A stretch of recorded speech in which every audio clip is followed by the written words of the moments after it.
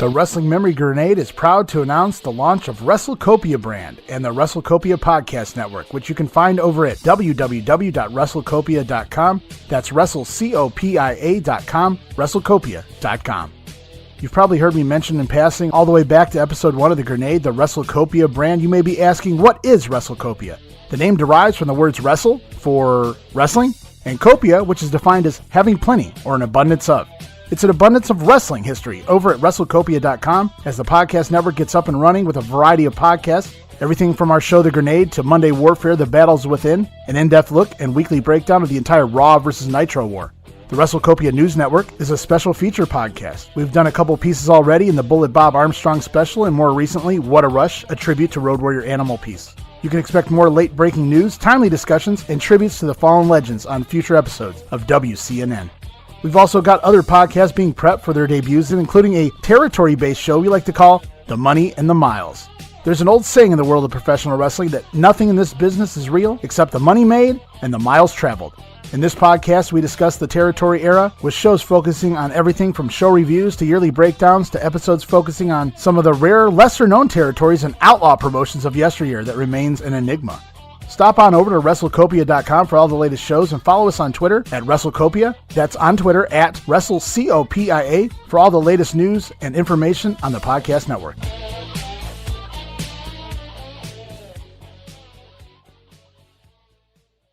Turn it on and rip the knob off.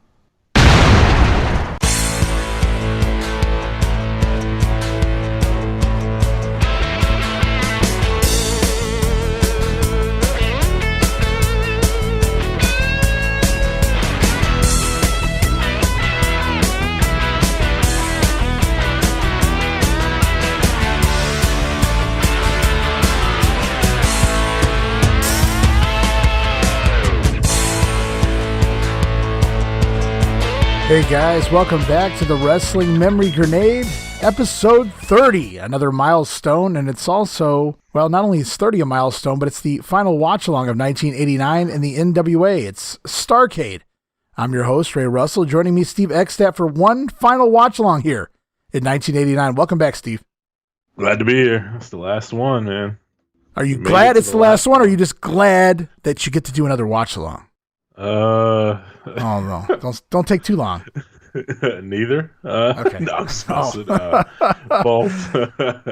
I get bored with things, so I'm just I'm kind of ready to move on to our next booklet. I think we've seen everything we would need to see out of NWA 1989.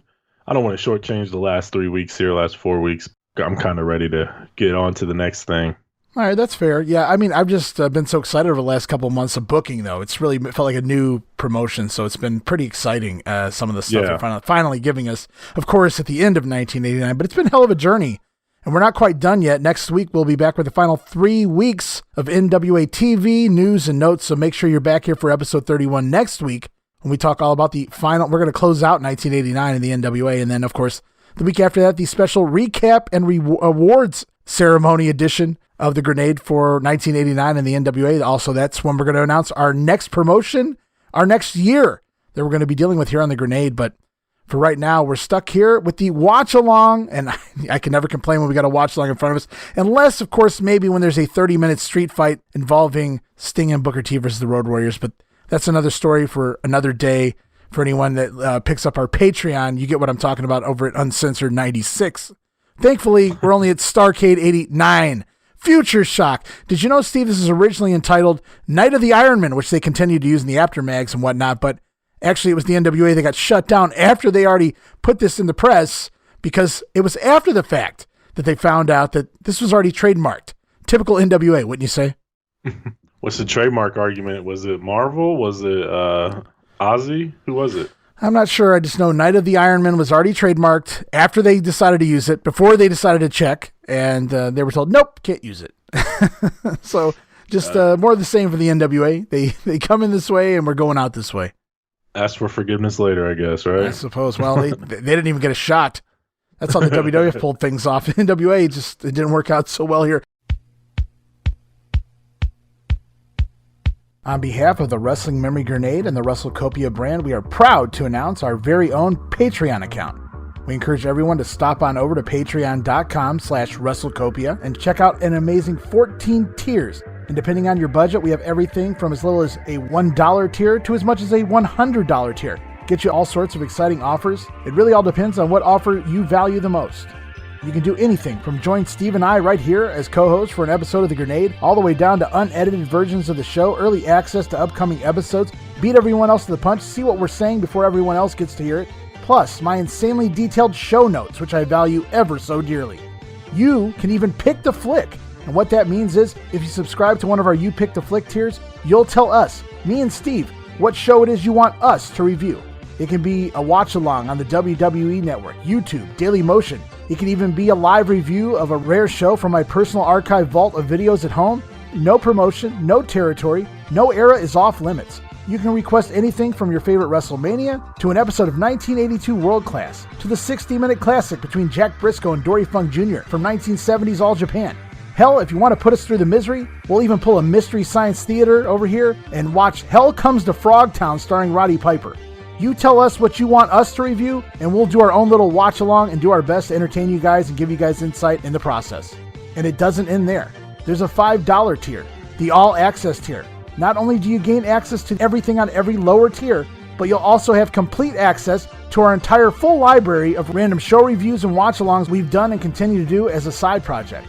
We review everything from the Flair Steamboat 2 out of 3 fall match from Class 6, all the way down to the Halloween 1985 edition of Saturday Night's Main Event.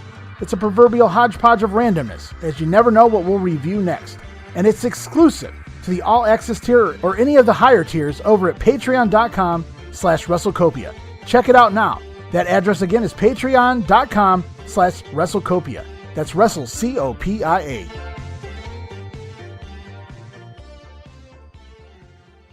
So we're going to get you guys going. This is our final countdown show on the WWE Network. Hopefully. So, yeah, hopefully. If you guys are picking this up on the WWE Network, they are open for business until supposedly April 4th, so hopefully that's where you listen to us on. If not, they've migrated over to the Peacock. If you guys don't have a way to watch it, I don't know what to tell you. Pick it up on YouTube. Ask somebody on social media. Yeah, there, I said it. It's available out there. The WWE is screwing you right now as it is, and Peacock don't know what the hell they're doing as far as I'm concerned, as far as migrating things over. You know, I know that the pressers out there say a lot of this stuff's not going to be completed and on Peacock until SummerSlam time frame. It's like 5 months. Unbelievable. But we're going to knock this out here. So I'm sure there's a way you guys can find a way. If you really want to watch this, you're going to find a way to watch this. But I really hope you guys are watching this on the WWE Network. So one final time, Steve, if you're ready, we're going to count them down and we're going to get going. I'm ready. Alrighty, it is Starrcade 89 Future Shock.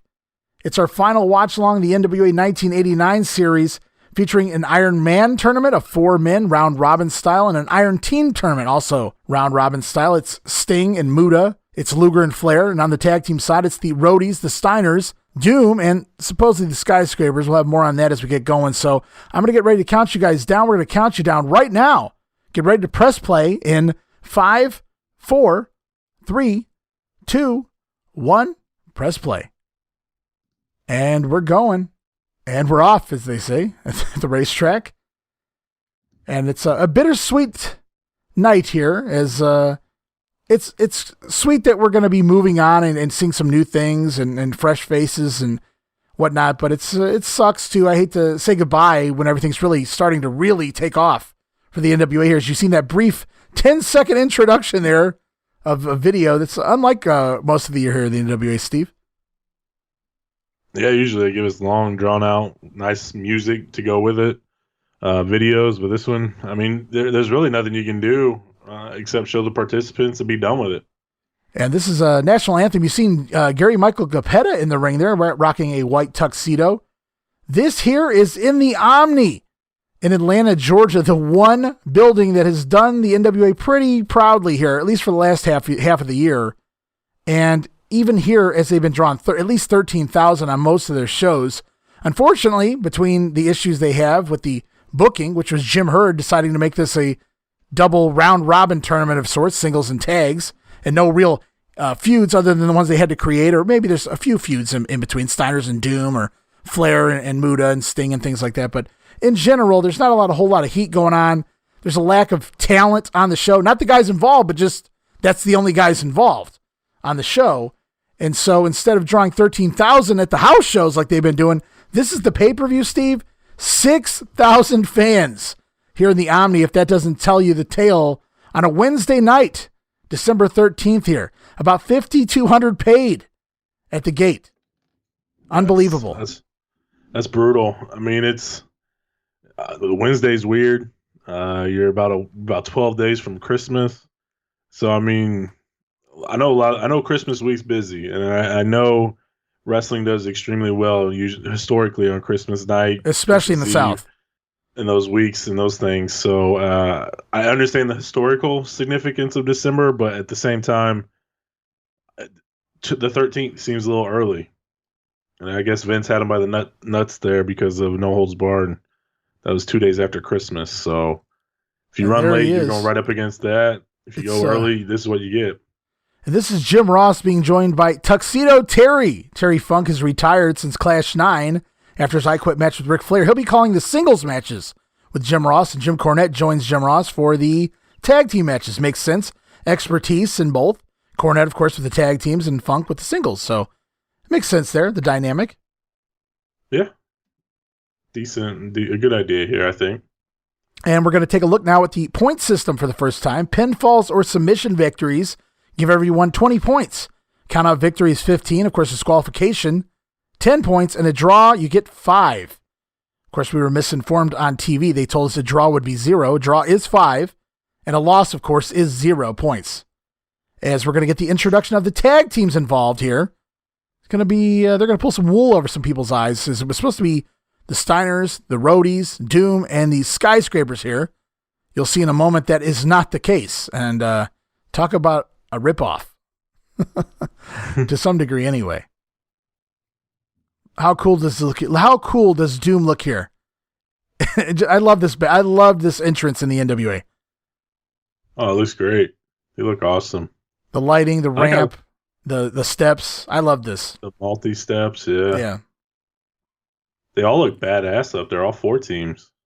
Yeah, and you'll see over to the left, and we'll get to them in a minute. So Doom in the center, and Woman looking great there. Well, there's Paul Ellering with the Roadies. They got some chrome pads on tonight. Chrome shoulder pads there. Pretty cool looking.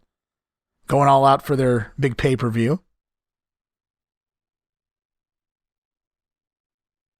Up next, I think we're going to get the introduction of the Wild Samoans. That is Fatu and Tama, the Samoan Savage. Samu has been suspended. And you might be asking, wait a minute, where the hell's Sid Vicious and Dan Spivey? We've covered that in the last couple episodes of The Grenade.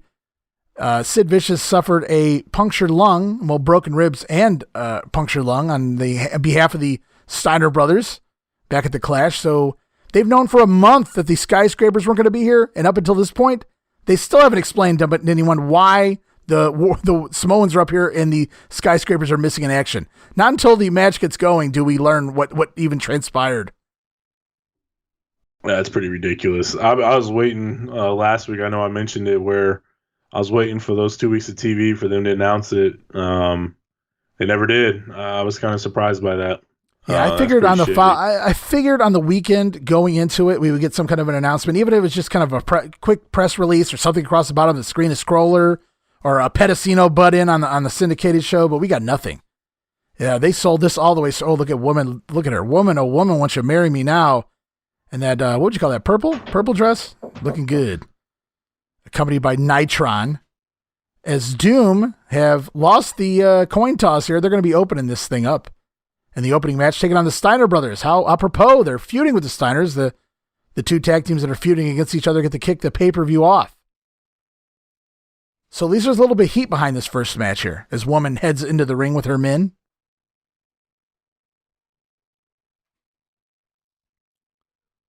Nitron going to help her in or no? Guess not. Let's talk a little bit about buy rates here before this match gets going. Wrestle War, way back at the beginning of the year, did a 1.3 buy rate. We were concerned because the buy rates were really dropping heading into 89 thanks to George Scott and just booking overall. The Bash, everything picked back up with a 1.5, so they went from 120,000 at Wrestle War to 140,000 at the Bash, but Halloween Havoc really blew the roof off of everything. They went from a 1.5 at the Bash to a 1.77. 175,000 paid for the pay-per-view Halloween Havoc. But that's where it ends, Steve. Starrcade 89. I'm going to have to blame the booking, the round robin tournaments, as it drops off immensely. It drops off all the way back to the Wrestle War number at the beginning of the year, a 1.3. Now the numbers are up a little bit, 130,000 instead of 120, because there's more houses with pay-per-view at this capability at this point in time. But still, a 1.3 rating, a big drop from the summer, and certainly a big drop from Halloween Havoc. But the good news is it is the lowest for nearly 2 years. Not until Halloween Havoc 91 do they see numbers this small. So this is just kind of a hiccup in the road, and I would have to blame it mostly on the booking. Yeah, most likely. Hello. Howdy. But yeah, definitely the booking. This doesn't sell. I don't know the WrestleMania 4 number, but at least the title was on the line. There was some importance to it. This would even be better just a little bit if they even put something on the line, like the winner gets something, but it's nothing. It's just to see who's the best, which nobody really cares about that. And I'd even argue too, WrestleMania 4, they had the Hogan and Andre storyline. For those that were interested in that, like you said, the title was there. There were not repeat guys out there unless it was single elimination. It was normal bracket style tournament. It was a normal tournament. And there was a lot of other matches on the card on top of that. I mean, they really stacked that show. And I'm not putting it over like it was the end all be all of great wrestling that night, but at least you got a little bit of everything on the show. Whereas here it's just the same guys over and over.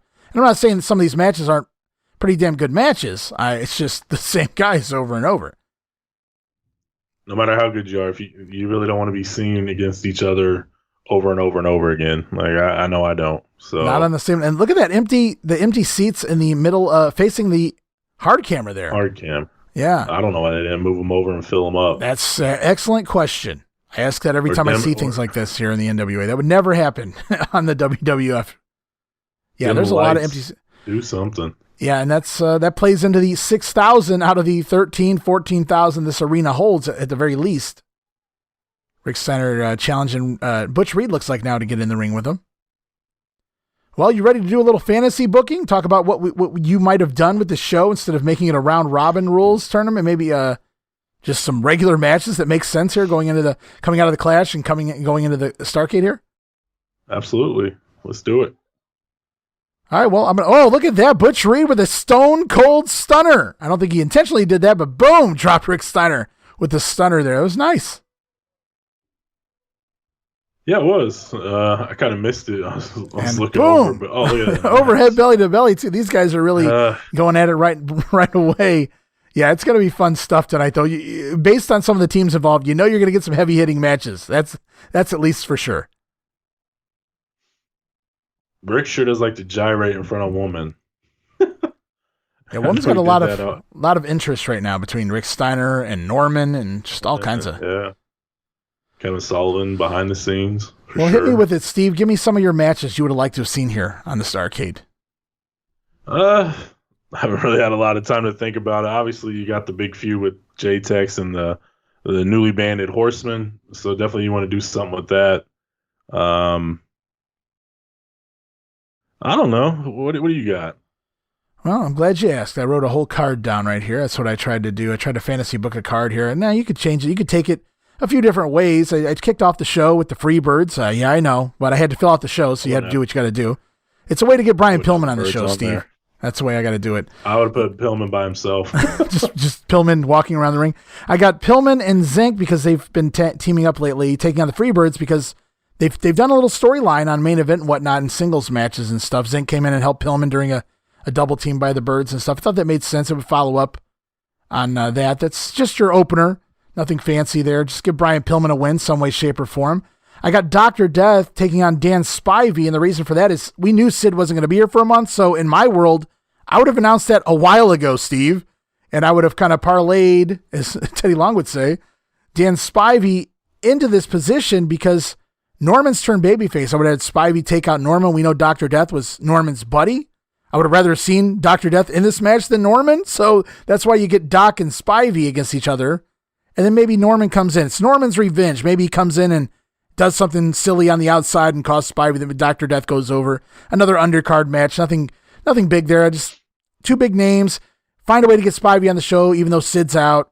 Doc makes sense too. You have Norman take the beating, maybe do the Norman and Spivey stuff on TV. I don't really care what you do with Norman there outside of, I think he's on this show somewhere. He wanders around in a Santa Claus outfit, but yeah, that's pretty much what I would have done there. Midnights and Dudes, I think writes itself. I think that absolutely needed to be on here. The blow off, I would have gave the Midnights the win, obviously. I would imagine you'd agree there. Putting that on this pay-per-view just makes sense. Yeah, it definitely does make sense. It feels like it's been relegated to TV only.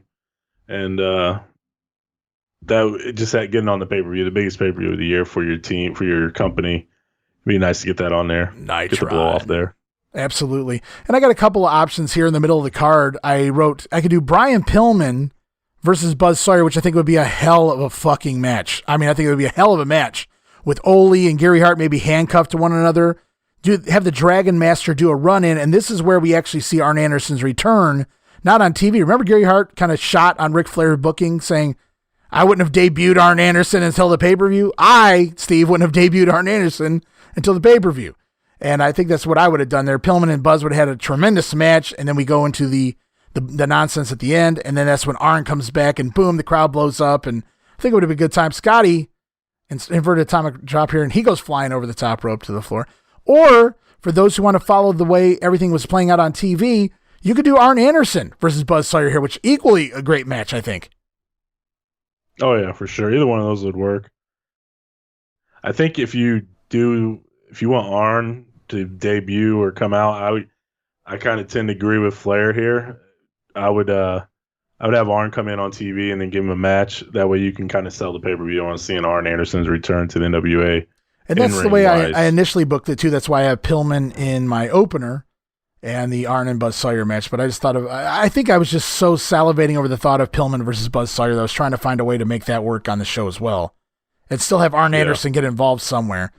I would have done the Sting and Muta blow-off. I felt like we never really got a blow-off, and even though they've been going on for damn near the last half year, I think they deserved some type of a blow-off, some type of a gimmick match here, and I would have put Sting over, not necessarily for the TV title. Sting doesn't need the TV title here, but I might have done something like that. Might have also done Sting and Luger here, but I think I would have liked to have saved that for 1990.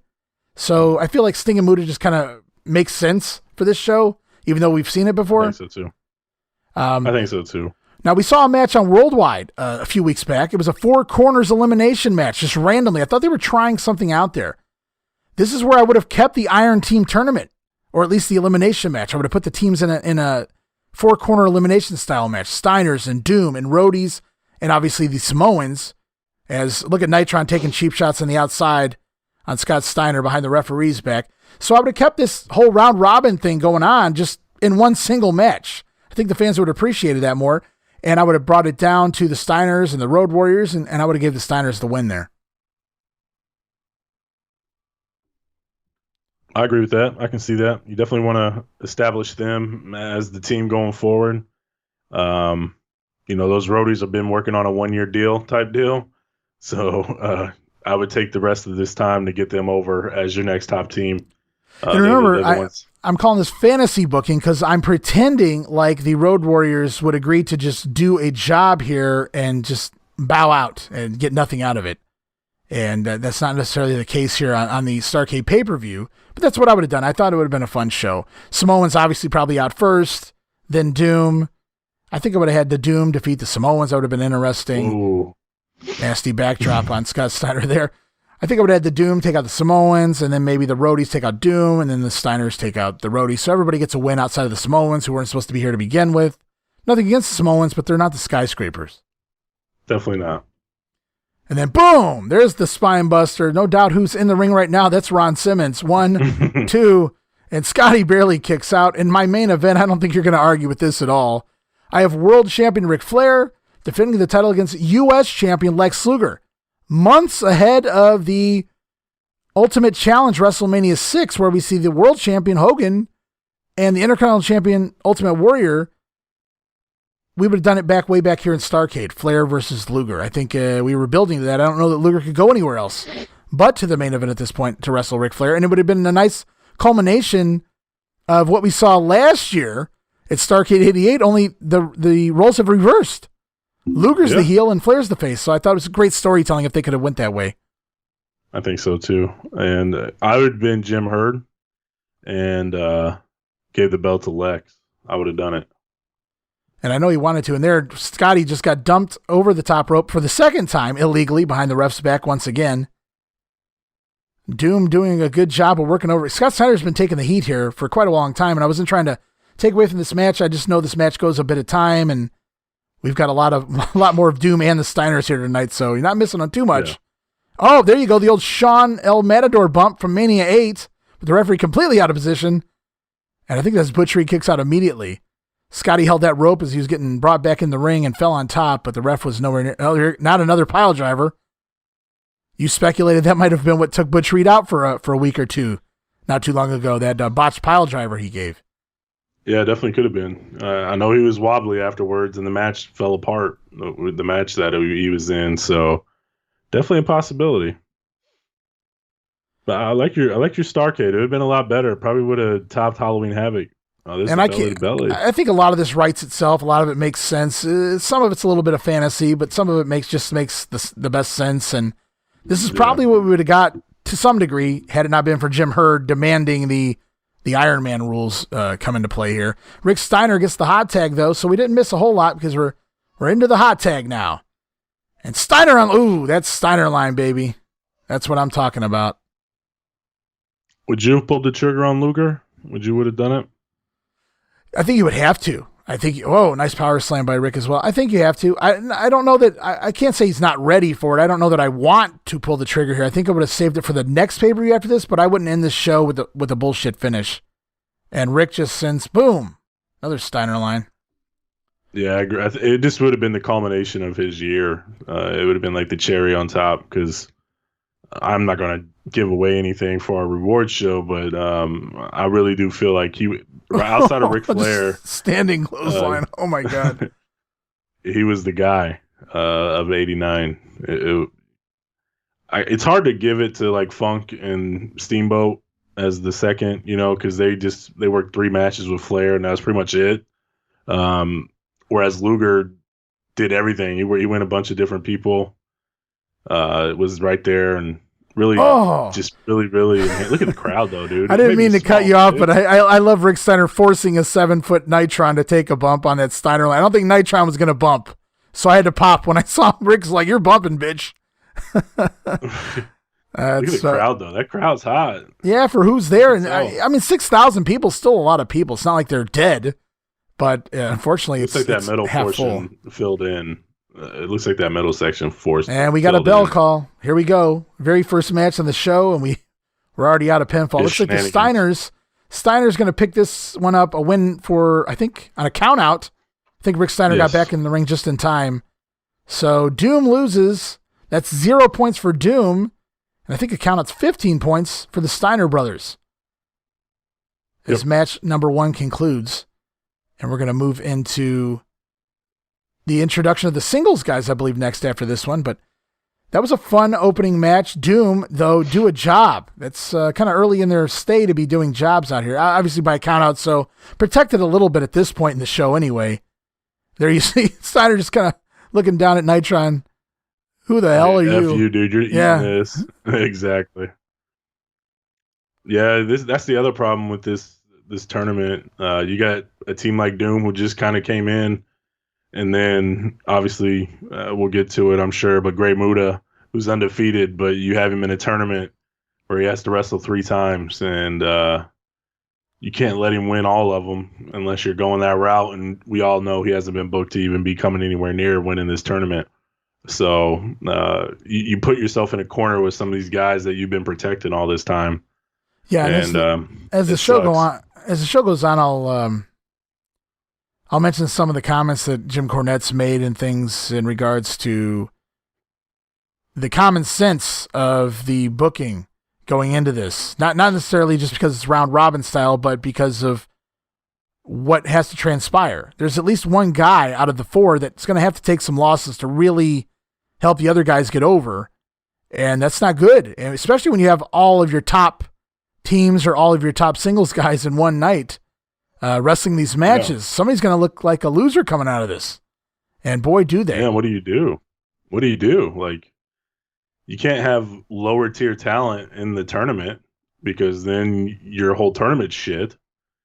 But then you get him in the tournament and it's like, okay, we can't job these guys. Like somebody's gonna have to be the fall guy, and it's unfortunate who it is. And I remember watching this, and I know Doom just comes in and they have like no points, but the SST have points, and they're not even supposed to be on the show, and it didn't make any sense to me. It made zero sense to me. The idea is nice, but this isn't real life as far as a tournament thing. It's not like March Madness. It's a booking committee. It's a booking thing, and you can protect these guys and keep them all over and keep them all where they need to be, and you totally ruin that by doing something like this. It's a work. Yeah, and I'm definitely going to get back into that later too, as far as what Cornette said in regards to the tag team and the Samoans and whatnot. Anyway, that particular tournament later on, but here we are. We see everybody. It's there's Ric Flair. All 4 guys have been announced now. It's Flair and Sting, Muta, Lex Luger. We just saw. So we have the World Heavyweight Champion, the United States Heavyweight Champion, the Television Champion, and then Sting, who's the most popular wrestler, undoubtedly, of the year as well, and easily one of the top tier athletes as well in the company. So I can't really argue if these guys are the top 4 the singles wrestlers at this point. Yeah, there's no arguing. the guys here, absolutely not. I mean, if you're going to do a tournament, these are the 4 you're picking. And I think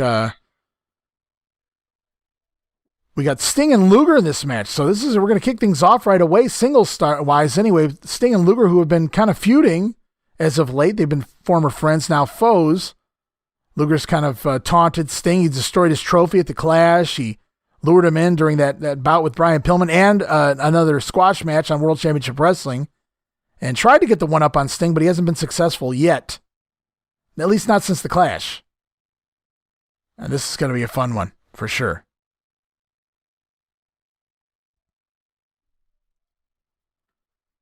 This is one of those few matches where the guys kind of vowed revenge, or they're looking for revenge. So they were very smart in that sense. They start off the Steiners and Doom, which is probably the biggest feud of anything going on right now on this show that I can think of. And then Sting and Luger, they've kind of rekindled their issues as of late. So that's your next one up. Sting going to get a chance to exact a little revenge here against the total package, perhaps. Of course, no titles on the line. Luger rocking those neon greens again.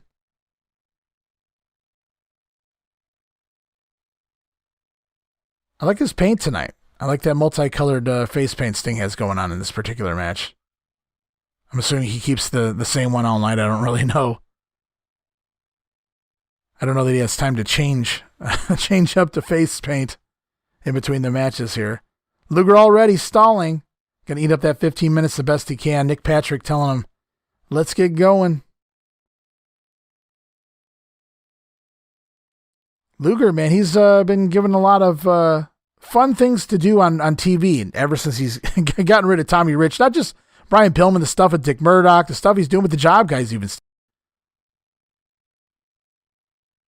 Stinger going to chase him down the aisleway, sorry. Luger's going to leave. Yeah, sure, that's what you're going to do.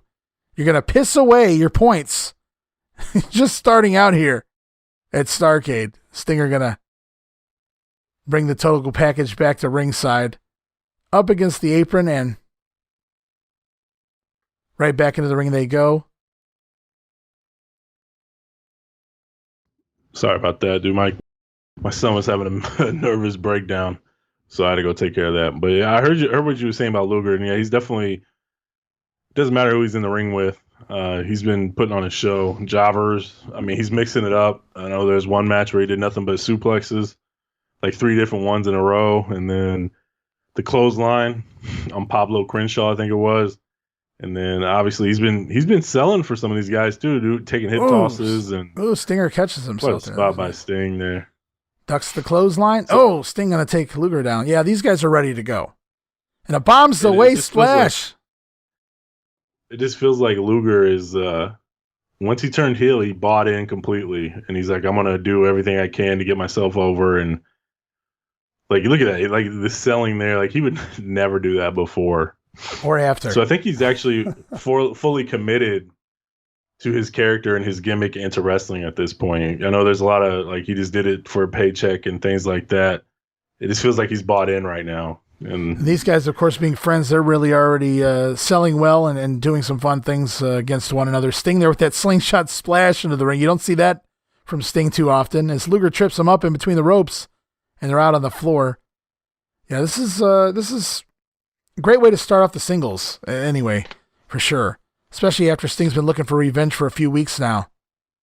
He's going to get his chance here.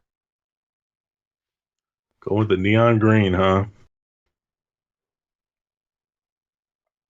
Yeah, I was curious. I don't think Sting has time to change his face paint. I like his colors tonight, too, the multicolored thing he's got going on. Nick Patrick trying to get these guys back in there. Come on, guys. We need a pinfall. That last match was a count out. Let's get a finish here. Luger already. Oh, bump on the floor. Holy balls. Luger going to take bumps on the floor? Yeah, he didn't even do this when he was the champion. I mean, he took his belt and went home after his contract was up. Well, or his dates were up. Right? He's a businessman, right? Business first. Of course. He's never going to work more than he has to.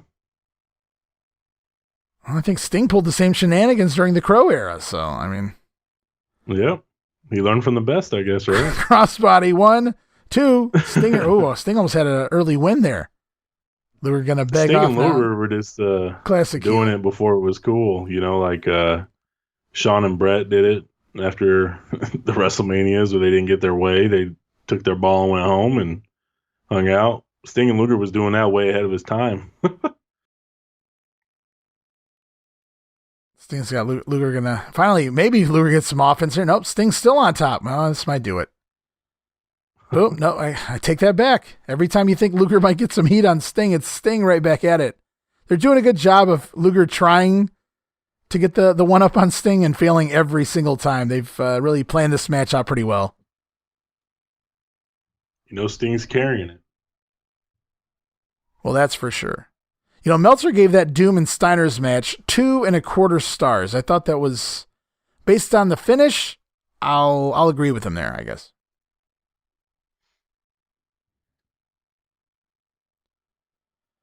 This match we'll have to wait and see what you think at the end of it.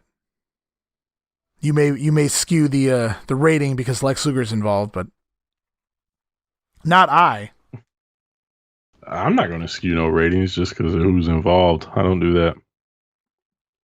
I have my fans, but I'm not delusional. Not my fans, but I have people I like, but I'm not delusional. Okay, that's good. Sting with another reverse crossbody this time. Luger just can't seem to find a weakness in Sting here.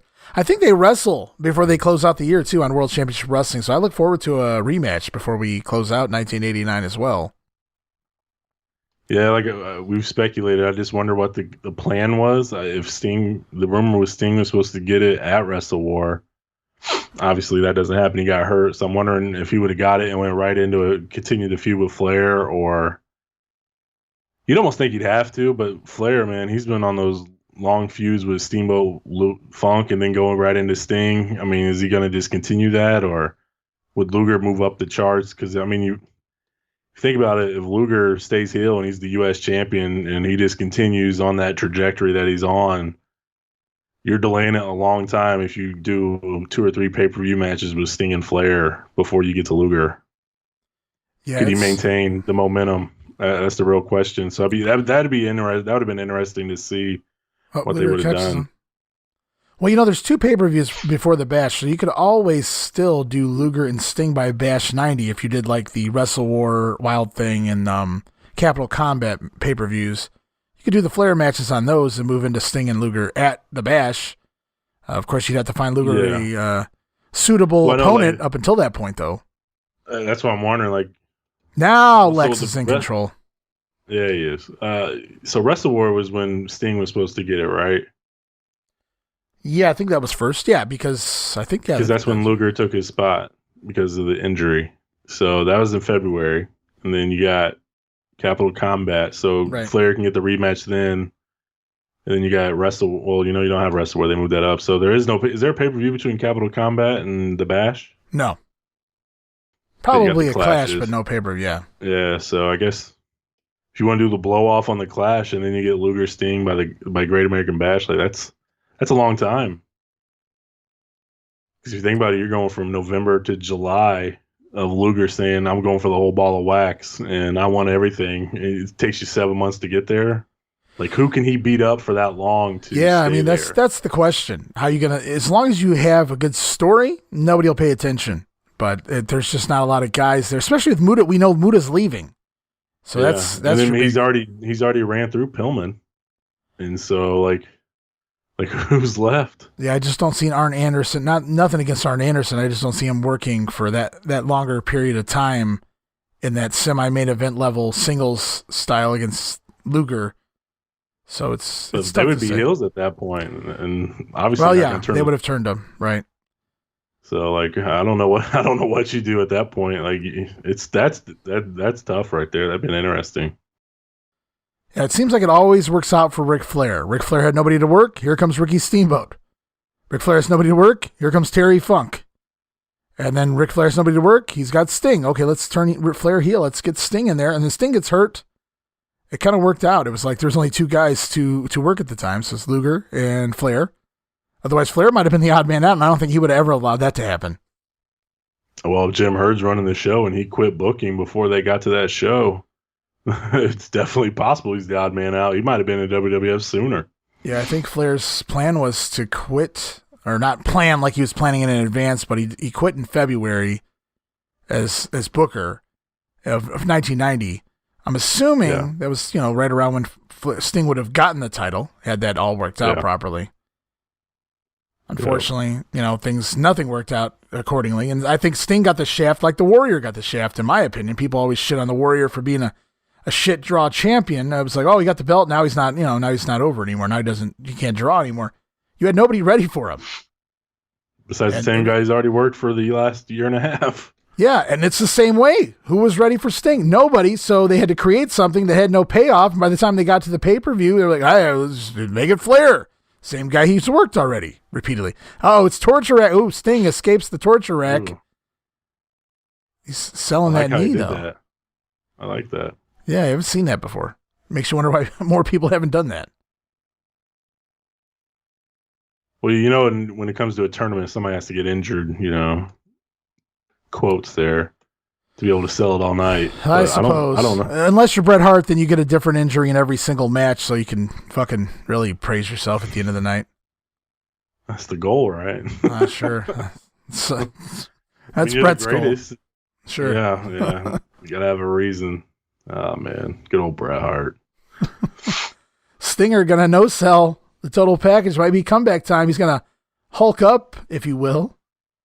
Coming right back on the total. But these guys I should remind you, these guys got 15-minute time limits. Not saying they can't skew the time one way or the other, and they actually do for the show's over, I'm sure. But Sting going to the breadbasket of the total package, I don't even know what that was. He's working them over.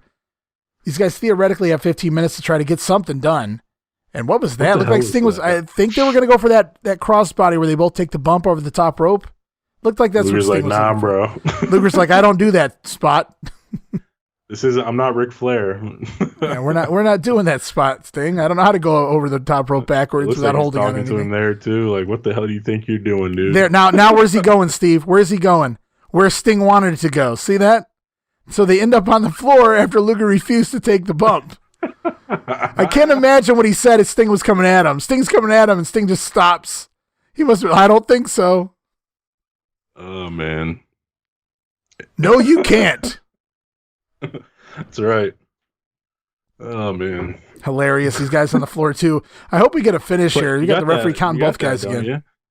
You got that. Oh yeah, we got it. Absolutely. It's on your soundboard. Let's hear it. Sting's coming in on the whip here. He's gonna shoot Sting off the rope. Sting comes in for the crossbody, and Lex says, Lex, can I have your autograph? No, you can't. No, you can't, that's Sting. Why. This is and look, why now they're back in. Look at that. Back inside the spot that Sting wanted to do outside.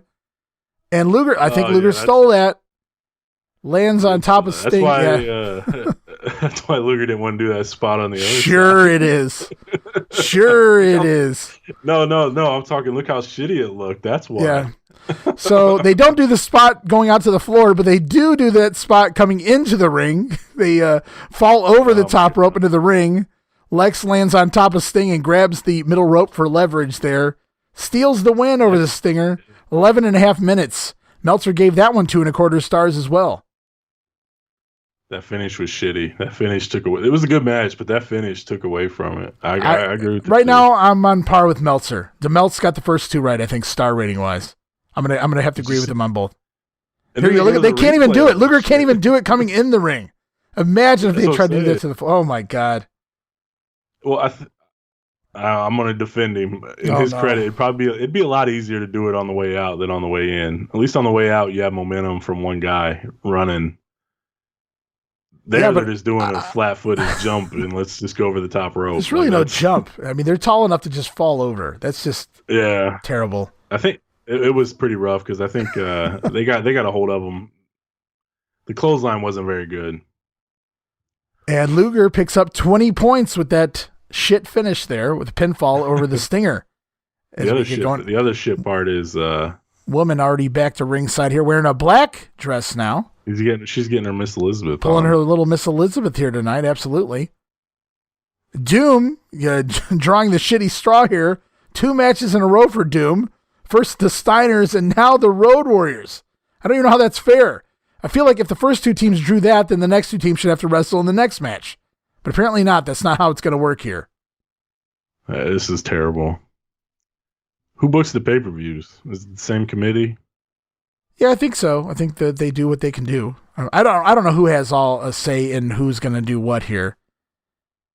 But you're kind of backed into a corner too, Steve, because if it depends on who you want to win. You have to figure out those points to where they can win, but you also have to start figuring out who else can have some points so that by the time you get to that last match that either one of them can win or maybe even a third guy so that it's not obvious by that point or a given. Oh, look at her just standing there so lovely. The problem is you got your brand new tag team in Doom and they're in the first 2 matches and it doesn't go too hot for them. So it's like, okay, they don't fit in. They're not believable against these guys.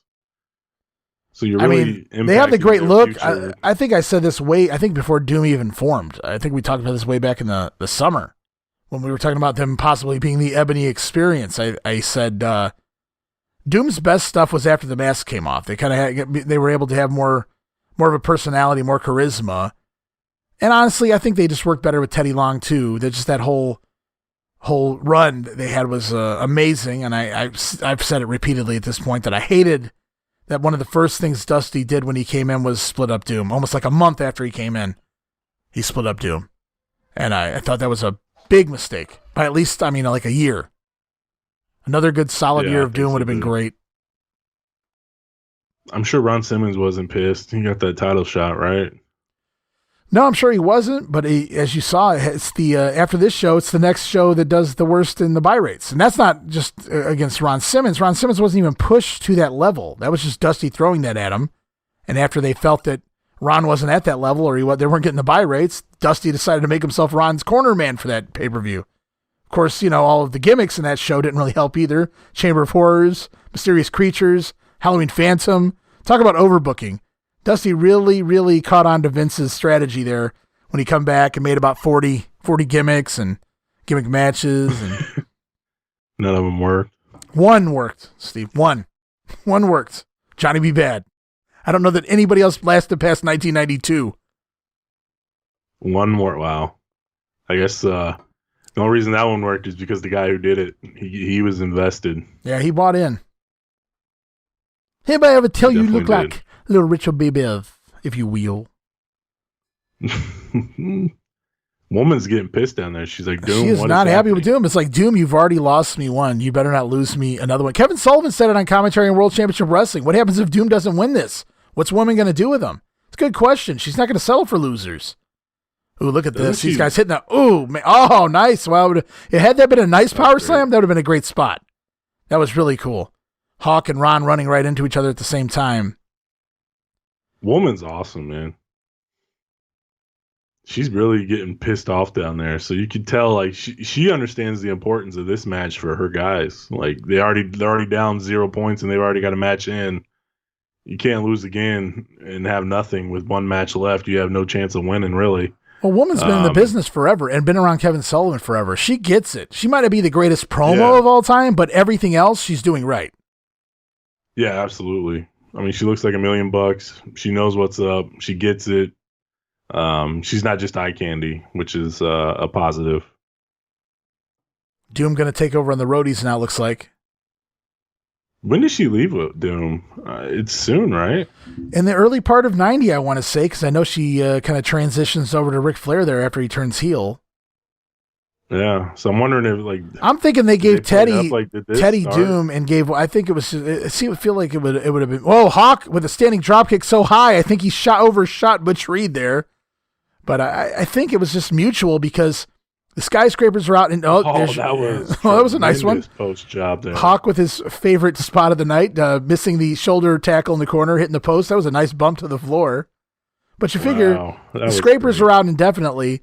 So Teddy Long needs something to do. He just lost Norman and the Skyscrapers in the same week, basically. He has nobody, so let's give him Doom. We were going to give him Doom back in the summer. Let's give him Doom now. And then Woman kind of morphs over into Flair, which that doesn't last necessarily too long either, but nice catapult, Hawk's throat up into the bottom rope there. It's crazy. It's crazy how much happens at that next pay-per-view after this one. That WrestleBoard is pretty big. Yeah, a lot of stuff the changes begin in January. Rock and Roll Express come back. Just a lot of good stuff going on. Yeah. Feels like we're missing the best part. Like the last probably, Great American Bash on to probably Bash 90 is probably the best run of Turner NWA that there is. 2 kicking out. Yeah, I don't know. I mean, I know it's terrible. I know the Scorpion stuff's not the greatest stuff in the world, but I grew up on it, and I can't say that was my favorite match in the show, but I liked some of the stuff that they did even later into the fall. I love the Midnights versus Morton and Tommy Rich at the Halloween Havoc. There's some decent stuff out there. The Horsemen and the Doom matches are phenomenal. I even like Hansen and Luger, even though I know Luger probably was shitting his pants during those matches. I love those two.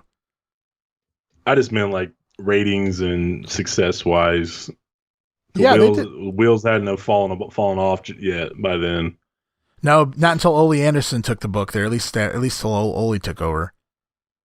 Yeah, it just feels like this period, this wave that they're carrying right now, like what we're watching, it kind of culminates with Sting winning, because Sting's progression started, I think, when Ric Flair took over. Like really elevate. He was on that path. Obviously, you could see it. I mean, he's one of those guys. As soon as you see it, it's like, okay, he's gonna be big time at some point. But it really felt like it took off once he started pairing with Flair and getting in these main event matches on Clashes and pay-per-views and stuff like that. So I feel like that's the culmination is the Great American Bash 90 of all this, like a year's work of Flair. Yeah, I mean, it's the long build. It wasn't intended to be that long of a build, but it wound up being that long of a build before Sting got the belt because of his injury.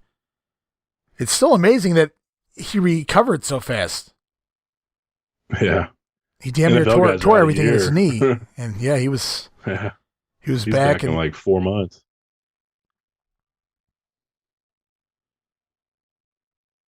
We got the rest hold here.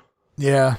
Doom already getting a little tired. I'm sure Hawk's a little tired. He's like, hey, let's do a chin lock, Butch. Butch was infamous for those for the first 6 months of the year, so I don't think he's got anything against it. We can do Definitely that. Not. We can do that. Yeah, Sting, they did absolutely nothing with him for the first half year. First 6 months, they did Sting would just come out and wrestle matches. He didn't even know what he was doing. He was there to have fun, Steve.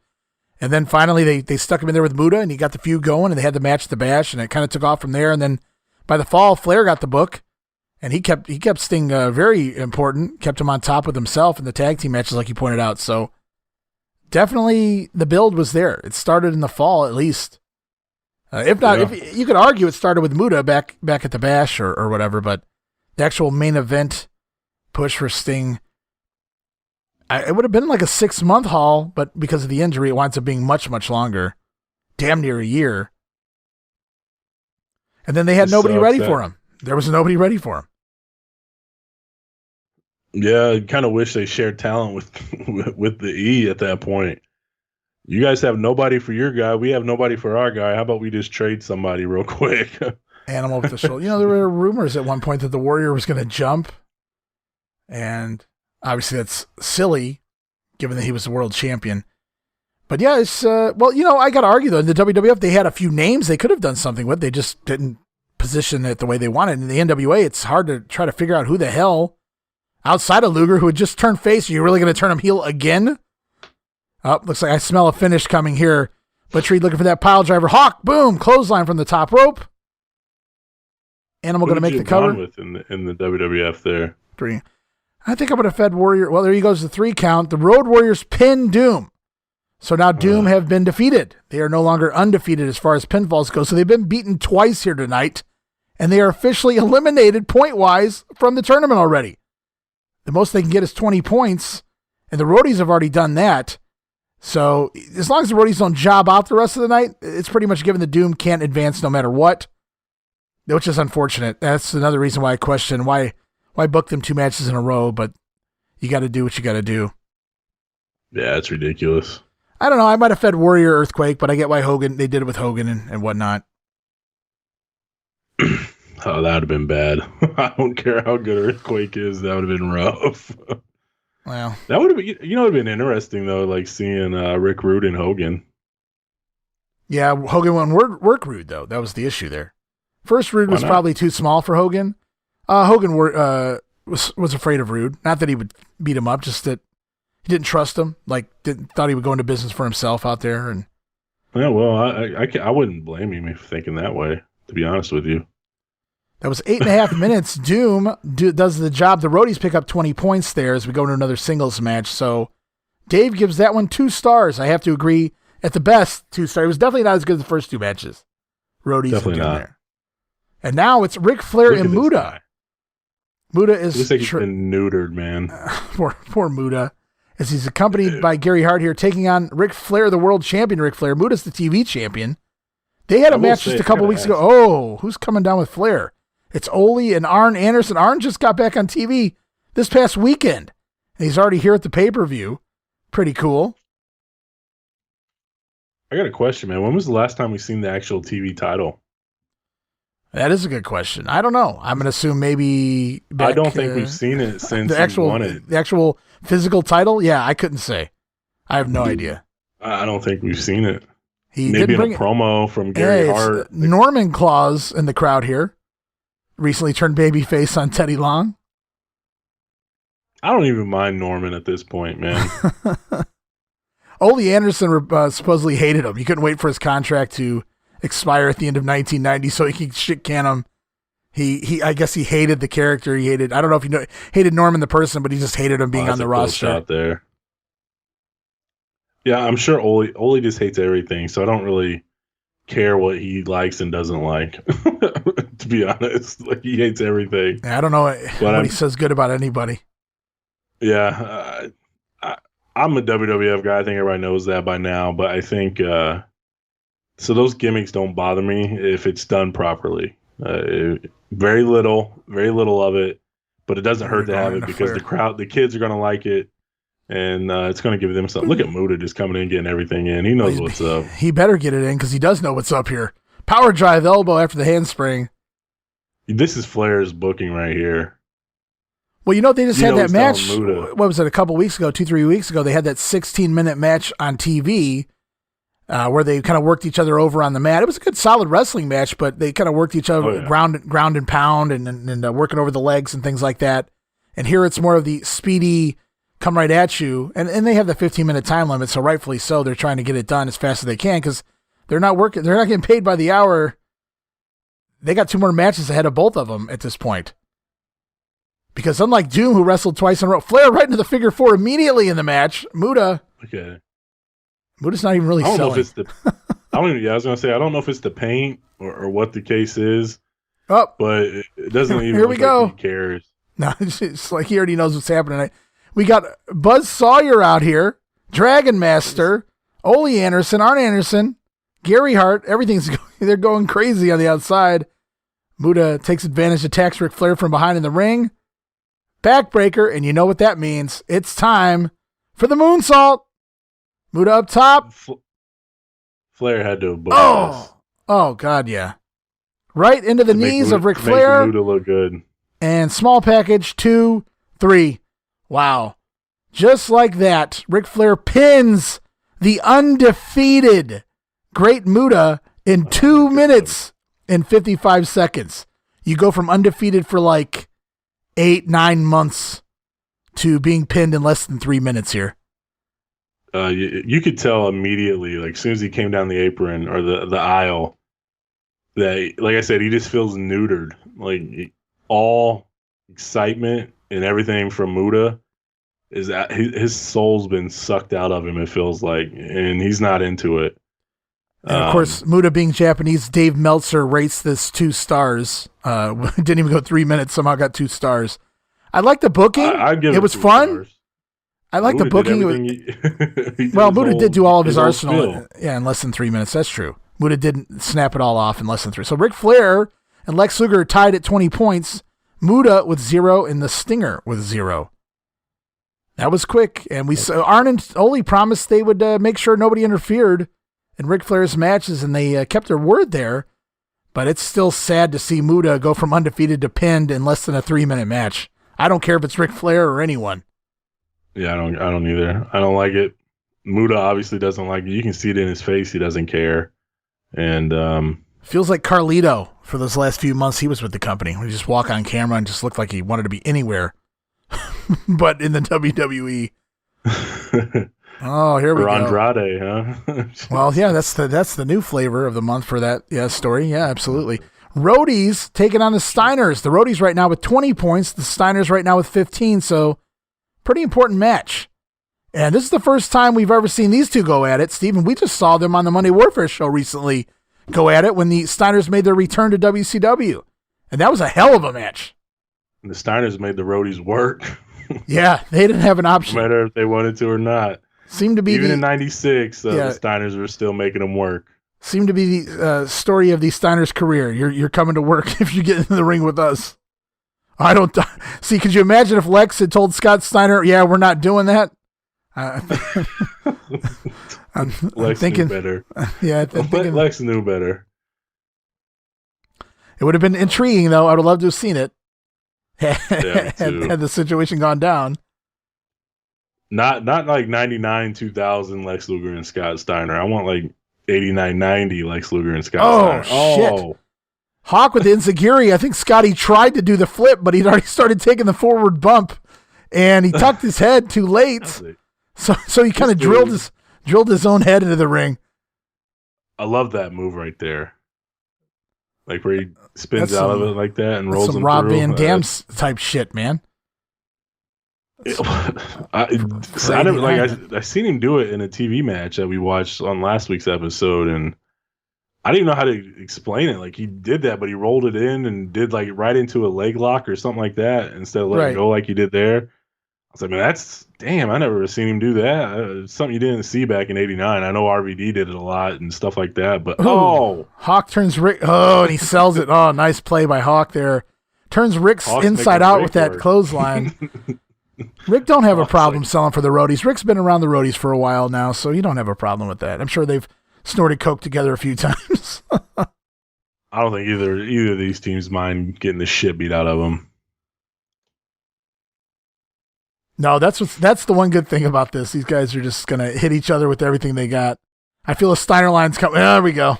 Oh, you notice Hawk tagged out and made Animal eat that one. He's like, yeah, nope, I'm not getting payback. Hawk got the shit in, and then he let Animal take the bump for him. That's right. So this is a very important match for both teams, really, if you're looking at the point system. And really, in general, the fact of the matter is we continue to talk about what was the point of this tournament. You don't get anything. In fact, we both kind of shit on the slogan, championships don't matter, which is silly. There's really no play to the winner gets a world title shot because there's world champions in both tournaments. So that's kind of silly to say that as well.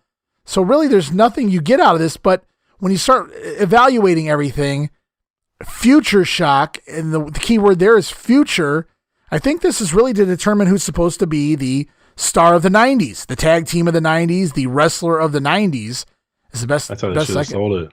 And that's how they should have sold it, but it's not really how they sold it. I will say, we didn't really touch on last week's episode.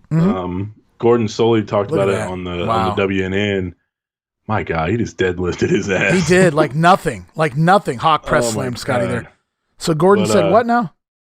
He was talking about it. He's like, what's the benefit of this? And he's like, the winners of this tournament, everybody's going to want to challenge them because they're the Ironmen tournament. And what that means is just more money in their pocket because they're going to get more name challengers and more opportunities to defend that status of being the Ironman tournament champion.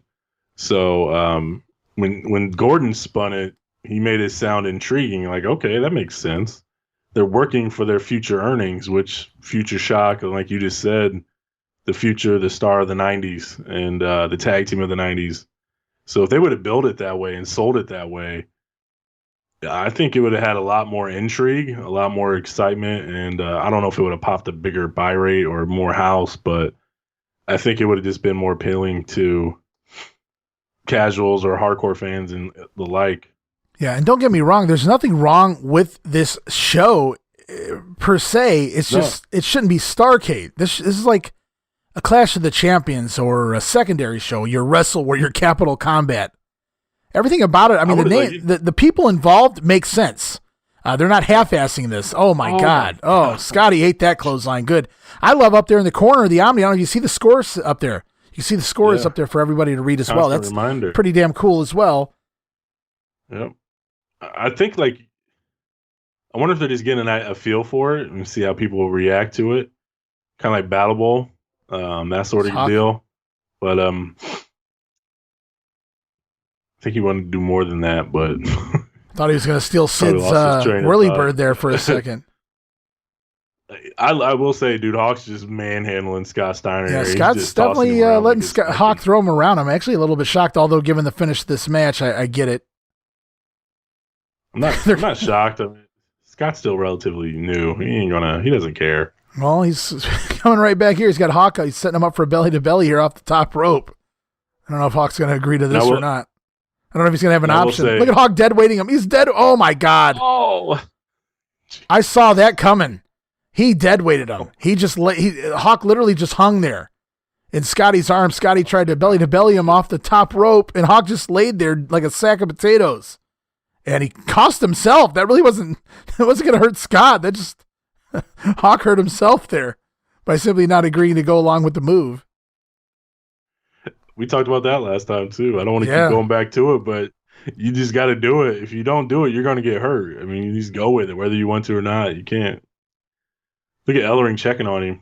Are you okay? Yeah, that was not I don't know if you've seen that. No, I didn't, but that was not a safe bump. Hawk didn't even get to do the flip. He just kind of landed on the side of his body. That was not safe. And it wasn't Scott's fault. It looked like a stinker. No, absolutely not. That was Hawk refusing to take the move, and Scott Steiner saying, "No, bitch. When I do a move, we're doing the move. We're already up here now." Exactly. Scott's been sitting here selling for them forever, and then Hawk refuses to take the one move. Shitbag. But I guess when you're the Roadies and you're that big, you're just going to do what you want to do anyway. Who's going to tell them otherwise? That was the deal breaker for Hawk anyway. Scott Steiner's been here quite a long period of time in this entire duration of the Heat matches. Anyway. Yeah. He took all the heat in the Doom match. Yeah, Scott's definitely the Iron Man of the night so far as taking a beating. Yeah, well, he's new. Rick's been around the block a few years. Scott, you got this, buddy. They just look great in their gear now, Scott and Rick's gear. It just feels complete, Yeah. They got the titles.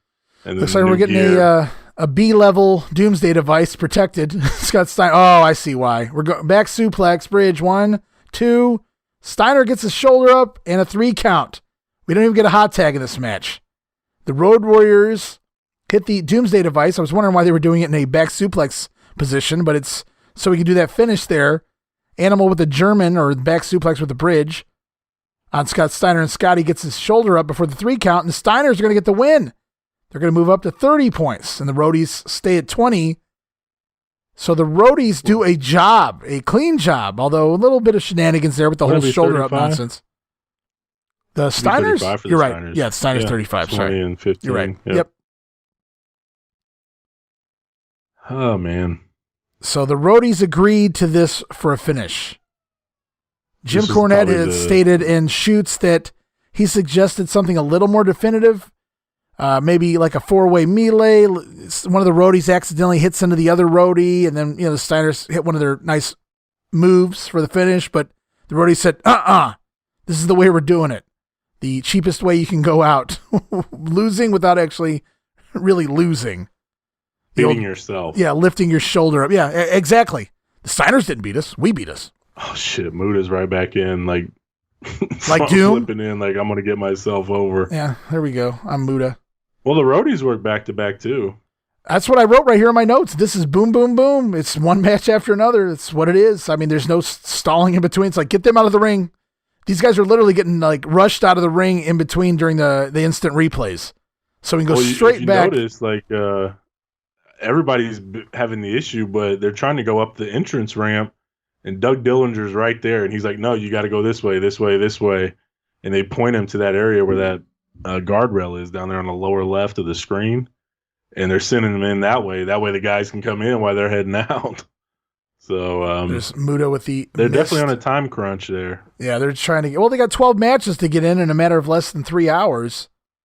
And outside of that Sting and Muta, or Flair and Muta match that went about 3 minutes, I think every other match on here goes at least a good roughly 10. That Roadies Steiners match is maybe the second shortest match tonight. I think that went 7 minutes and 26 seconds. DeMeltz gave that one 3 stars.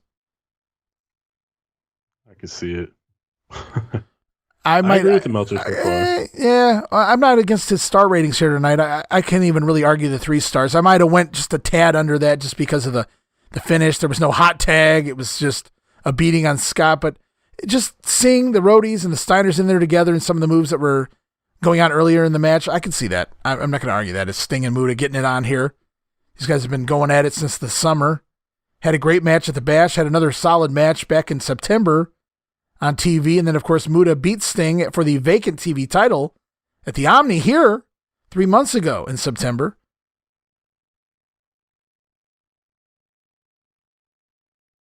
Ooh, mule kick. Nice move by Muta out of the corner. Tease that clean break. Muta doesn't have to be facing you to strike you. That's for sure. He's definitely unorthodox.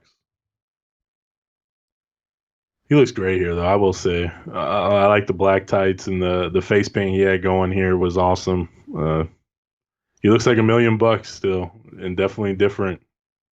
It's a shame they're going to drop the ball and just let him walk away and go back to Japan in just another month or two. Wow. He might finish up at the Clash. His face is painted. Right. And he is Japanese, but you can tell emotions are emotions, and he looks completely dejected. It's written all over his face. You couldn't tell it by his work. Bump. Holy shit. Nice bump by Muta. You can't tell it by his work. No, that's what I was going to say. He's definitely a professional. He's coming in there and giving he's not half-assing it, making these guys look like shit. He's still giving them everything he's supposed to be giving them. But I agree. Upon the entrances, when he's standing around, he's just kind of there. Like, he no-sold the shit out of that figure 4. Like, it was like it wasn't even touching him. It wasn't even anything. He was just laying there waiting for the shit to happen. Yeah, he was like flipping channels, man, watching TV or something. Yeah, he was just he was anywhere but in a match. Yeah, physically he's here. Mentally, I don't know if he is or not. Probably not. And it's really a shame, man. Think about what they had in Muta when he first came and how exciting those matches were, and just what a pleasure. I had to repop for him, dude. Just every single time, like, oh, this is what I missed. I missed Muta. We need more Muta. And Sting looking for the Scorpion early in the match, and Muta's not going to give it to him. Maybe he'll no-sell that too. Muta to the floor.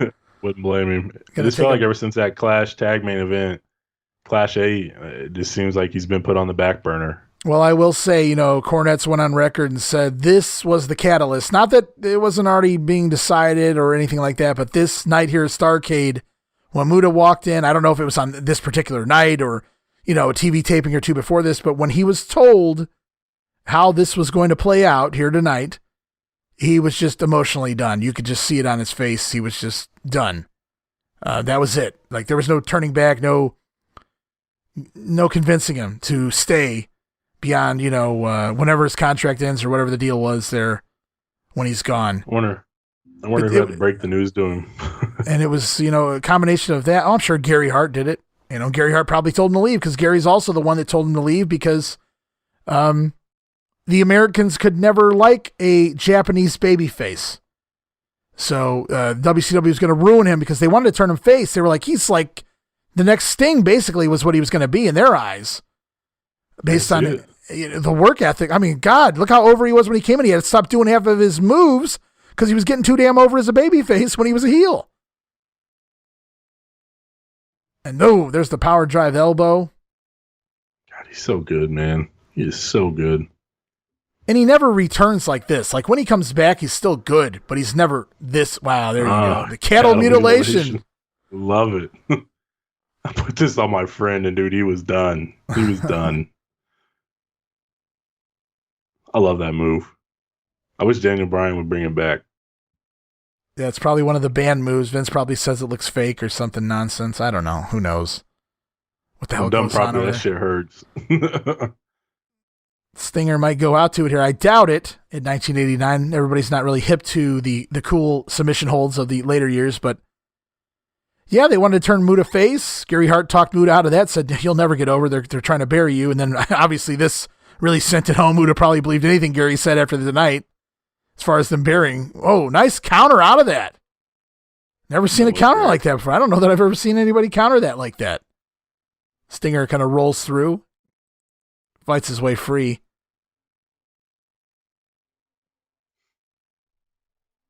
Yeah, just a completely wasted opportunity. We've talked about this quite a bit. I don't care. Like, when you have a talent, if it's over, whether you meant for it to be over or not, you need to ride it, because there's nothing like that natural, genuine overness that a guy can get on his own. It's kind of like the Daniel Bryan yes movement. Like, I'm sure that wasn't intended. Well, Kofi Kingston wasn't intended. Exactly. So, I mean, like, when it works, and it's genuine. People can feel it. You can see it. You know what it is when you see it, and Muta had it. Whether he was good guy or bad guy or whatever, it didn't matter. Like, he's going to get over. He's going to make your talent look good, and why would you ruin it? Because you didn't do it, or stupid shit like Gary Hart saying, like, you'll never get over as a Japanese. Like, the guy gene will never accept you, Muta. Fuck the guy gene. It's like, pretty much. It's like, if I was Muta, and obviously I'm not, but I'm just be like, but I'm already over. So they're already cheering me. So who the hell are you to say I can't get over as a Japanese in America? Like, I know we like to talk about it all the time, but World War II was in the 40s. It's over with. So you can get over. Gary Hart's sweating bullets out there, by the way, too, it looks like. There's Bill Apter back there with that Mr. Rogers sweater on. Taking a few shots around the corner. Jesus. This is a very important match for both of these guys. I mean, you can pretty much say it's the end of the night for one of them if they lose, because both Sting and Muta are here with 0. Well, I think Flair and Luger both have 20. So either one of them can tie or at least try to tie at best. The other one is walk out of here with 0. That's pretty much it for the night, I'd have to imagine. Well, yeah, definitely. And so I don't know, man. Just ridiculous. I don't understand wrestling. It didn't work with Flair. He's going to try it again. Another moonsault here on Sting. And he lands on his feet that time. Oh, nice spinning back kick. Love it. So we're 0 for 2 on moonsaults, but at least Muta was ready that time. He knew it was coming. Oh, Sting drop kicks Muta on the top rope, crotches him. Is he gonna fan him like he does next year's Starrcade? Yeah, like, I'm with you, man. Like, whenever it was never as good as that initial run when he came in. Every time he came back. 1, I don't know 2. if it's because he looked a little slower. Wow. Oh, wow. Muta does the job to a superplex. And I'm not shitting on the superplex. Especially back in the 80s. Superplex. Well, I'll shit on Sting's superplex. That was not a good superplex. Sting kind of fell. See Doug telling him? Yeah, he's telling him where to go. So Sting will pick up 20 points, and Muta's done. I mean, he's got another match, but he's basically done. 0 points. And what sucks is his match that's left is with Luger, and it means nothing. And that's one of those matches I was intrigued to see because I was going to mention in the Steiners and Roadies match where you really can't get them guys in the ring against each other, right?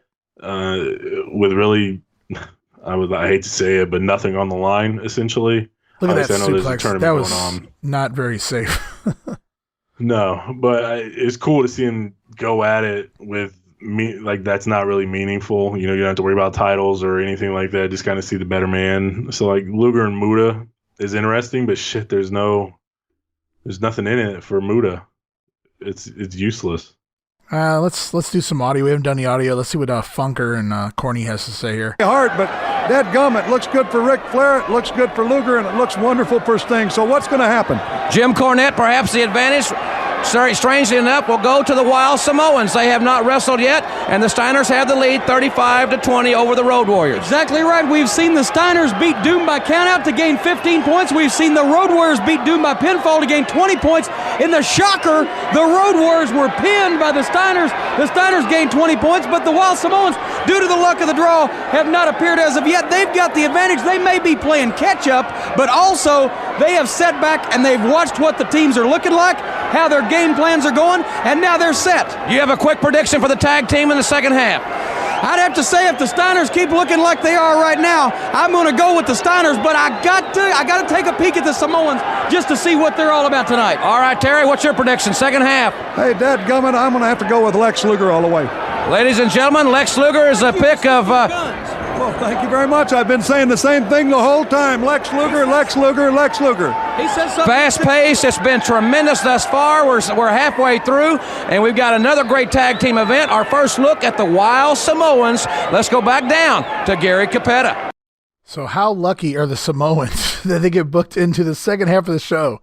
They basically close out the show 3 out of the last, whatever. Yeah, 3 in a row. Yeah, they got the Doom, they got the Steiners, and they got the Roadies. So Samoans wrestled 3 times in a row, but it's the second half, so it's very intriguing how they came up with that. And everything they need is right in front of them, right? Yeah, based on some of the finishes. Yeah, based on some of the finishes and going into the second half of this tournament, I feel like the Skyscrapers were booked in this spot, and they just never bothered to change anything around. It was just, fuck it. Let's just go and roll with it the way we had it. Just plug the Samoans in and change the name on the paper. Is the way it comes off to me anyway. Ooh, woman. Looking good again. In her third dress of the night, and her final dress of the night, gown, accompanying Doom to ringside. Doom can really do... They can't win. The Steiners have 35, so all that Doom can do here is play spoiler to the Samoans. Who cares about that? Well, I don't either, but that's the story. I mean, I get the story, but I'm just like, you really think... I don't think Doom is established just enough yet at this point. I think if we're playing off of woman, she should come out right now and say, well, there's Norman Claus again. No Polaroid yet, but he should come out and she should come out and say, you know what? We can't even win tonight. I'm not going to have these guys wrestle again. What's the point? We're leaving. Samoans can win. We don't give a shit. Just seems like the woman character to me anyway. But she said she wanted to take everybody out, so I guess you could take the opportunity to take out the Samoans here. And this is the perfect time, really, to bring up the story of Cornette trying to work the Midnight Express into this tournament. Corny initially... Yeah, sure, no problem. Corny initially tried to talk the Midnights into this tournament. Jim Herd didn't want them in there. They weren't big enough. They weren't bad enough to be in this tournament. And then the Skyscrapers go down. So Cornette comes to Jim Herd again. You know, the way these round robin things work, there's going to be a team and a singles guy who have to take a lot of falls. There's always going to be one guy that really sucks in these things, as we see here tonight. And Corny suggested the Midnights do all the jobs. They don't care to do all the jobs, and they can make everybody they wrestle look better. So why not throw the Midnights in there as the fourth wheel? And Jim Herd still wouldn't do it. Put the Samoans in there. What's even funnier is it's Tama Savage in there with Fatu. They've never actually just teamed as a tag team with Samu out suspended and still put them in there over the Midnight Express. And remember, they never announced this in advance. They had all the way up until the pay-per-view to plug whatever team they wanted to into this thing. And Cornette still couldn't sell the Midnights into this tournament. Stupid. Jim Herd, synonymous with the word stupid. Sometimes it seems like. I just think he just has an idea of what wrestling is to him, and he's trying to push that onto everybody else. I mean, yeah, he just thought they didn't look like, tough badasses. They didn't have bodies on them, so he didn't really believe them in this. But I mean, at the same time, like, do you really need 4 teams looking the same? No, I'm in agreement with Cornette. If you need somebody to job, and they're literally saying, "Hey, we'll do 3 jobs. We don't care. We just want to have good matches on pay-per-view."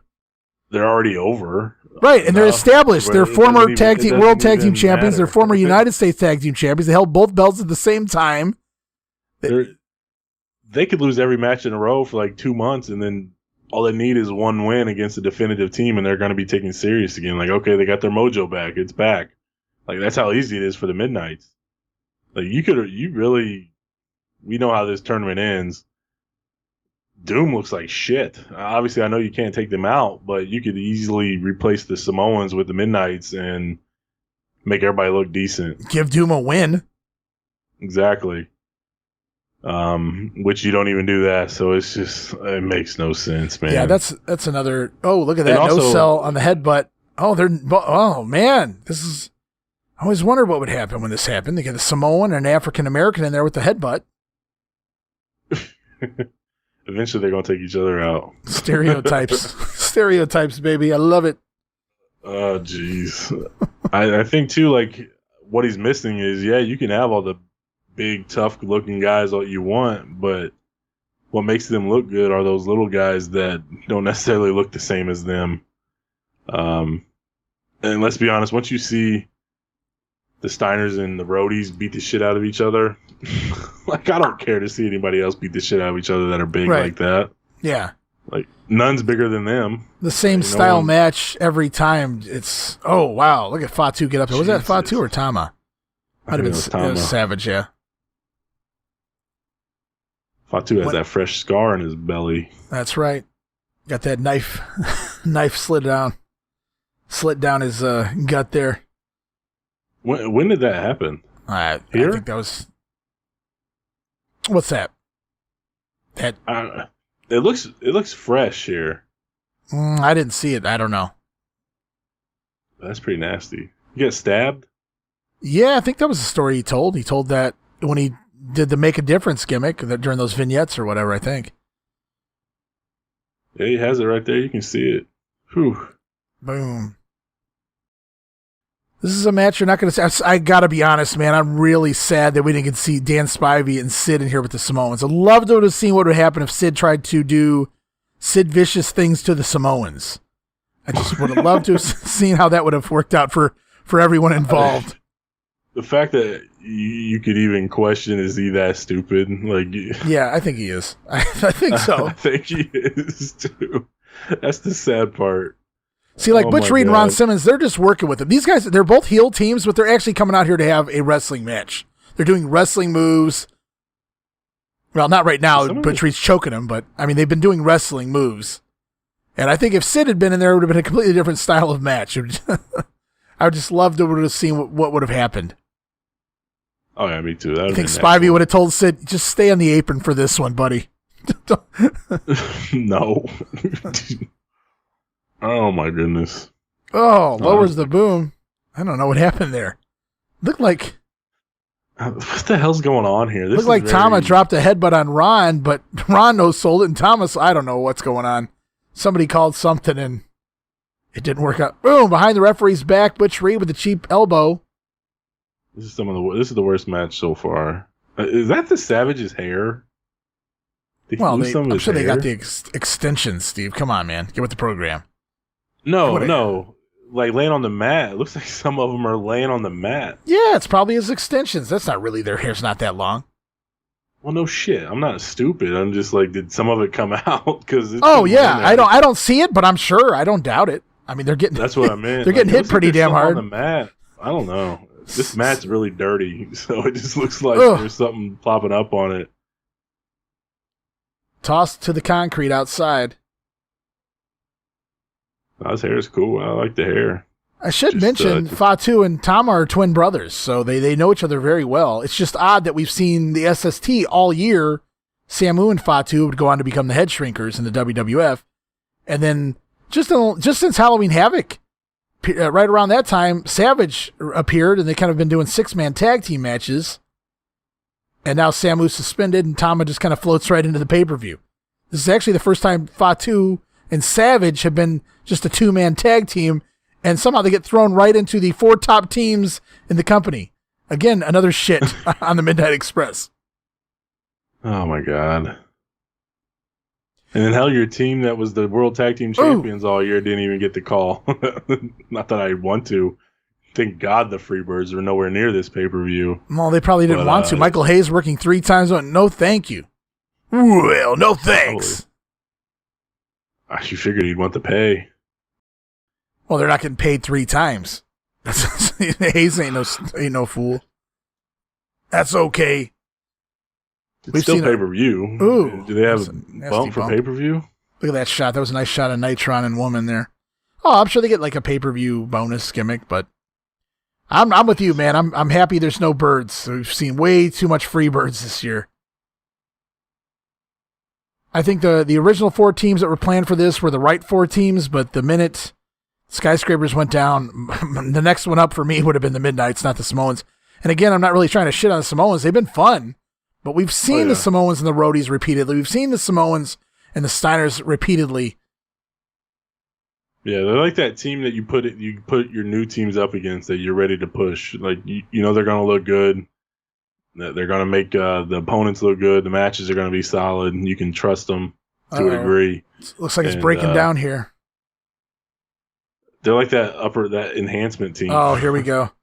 The old Freebird spot. Oh, Humperdinck. Oh my God. Pushes the Samoan on top. 1, 2, getting pushed 3. on top of your opponent is deadly. Well, they were both knocked out from they collided, Steve. They cracked, hard heads. I don't give a shit, man. So shitty. Humperdinck shoves him on top. Hey, that's how Michael Hayes won the U.S. title. Gordy's return. Shit. Yeah. It was shit then, and it was shit now. Woman is not pleased. Look at that. I think that's kind of hot. I'd like to see that look. Utilize this, and I would have fired Doom immediately. I agree with you, but what do you do with them at that point? Because they've just debuted 2 months prior, and you can't really turn them babyface. I mean, they're not going to work with the Steiners and the Roadie. You already have 2 elite babyface tag teams.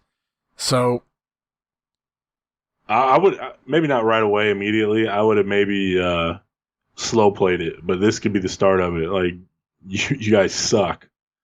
Way to get 0 points in the tournament. 3 matches in, 0 points. The Samoans beat you. That should have been our argument. You lost to the fucking Samoans by pinfall. Yeah. So the Samoans even have 20 points now, which is why I said I think they just didn't change the finishes to this pay-per-view. I think that was meant to be the Skyscrapers there, not the Samoans getting the 20 points. There's Lex. He's changed up too. He's pulling a woman tonight too. Changed up his trunks. I think he's in purple now. Is this the match of the card here? Luger and Flair. I know they go quite the distance. That Samoans and Doom match, you said worst match on the show. DeMeltz gave it 2 stars, which it does tie Flair and Muta, which you can't really compare those two. That was given 2 stars for a completely different reason. And then Doom and the Roadies also got 2 stars, so it's definitely in that vicinity. That's for sure. But we're not done yet. There's still more to come. So that was a 1-star type match. That was not 2 stars. It was very sloppy, very boring. Didn't really do anything for me. I think that's, the issue is you get 2 heel tag teams in there. They don't really know what the hell to do to each other. They don't know if they're coming or going when they're going against one of their own, And not even Ric Doom have been Flair is teaming up for 2 months, and the Samoans. Well, I'm not saying Fatu and Tama don't know each other. Like they were born at the same time, but at the same time, Fatu's been teaming with Samu, and then just kind of thrown out here together tonight. And now it's Luger World Champion versus U.S. Champion. This is the main event I would have booked for the entire card. World Champion versus U.S. Champion. Flair versus Luger here. Champion versus champion. Title for title. Starrcade. Oh, God. It just sounds stupid coming from hearing Vince say Starrcade like that. The granddaddy of them all. Oh, man. Dude can sell the shit out of a show in a 30-second teaser. But could you imagine? Lex Luger probably would have it on his wall to this day, Steve. Lex Luger up in the sky posing with that Hogan pose. Instead of Hogan like Lex Luger. Constellation of Lex Luger posing in the sky. Oh my God, that would have wrote itself. Dude, he would have had it on his ceiling. He would have had it, his whole ceiling painted. Went to sleep looking at it. Do you see that, baby? That's why I wanted you to be on the bottom. You could look at 2 Lex Lugers. Oh my God. That's probably why he signed with Vince in 93 or 92. Vince promised him a WrestleMania 6 type opening for his pay-per-view. Well, that wasn't Missy Hyatt, but I'll take it. Oh, man. So here we go. It's Luger and Flair, the match I would have booked for our main event for the world title. I would have booked it for the main event of the tournament. Well, based on what they're doing with this tournament, they really couldn't. Well, I know that, but I'm just saying, fantasy booking, if you're going to do a tournament, these are the 2 I'd have it come down to.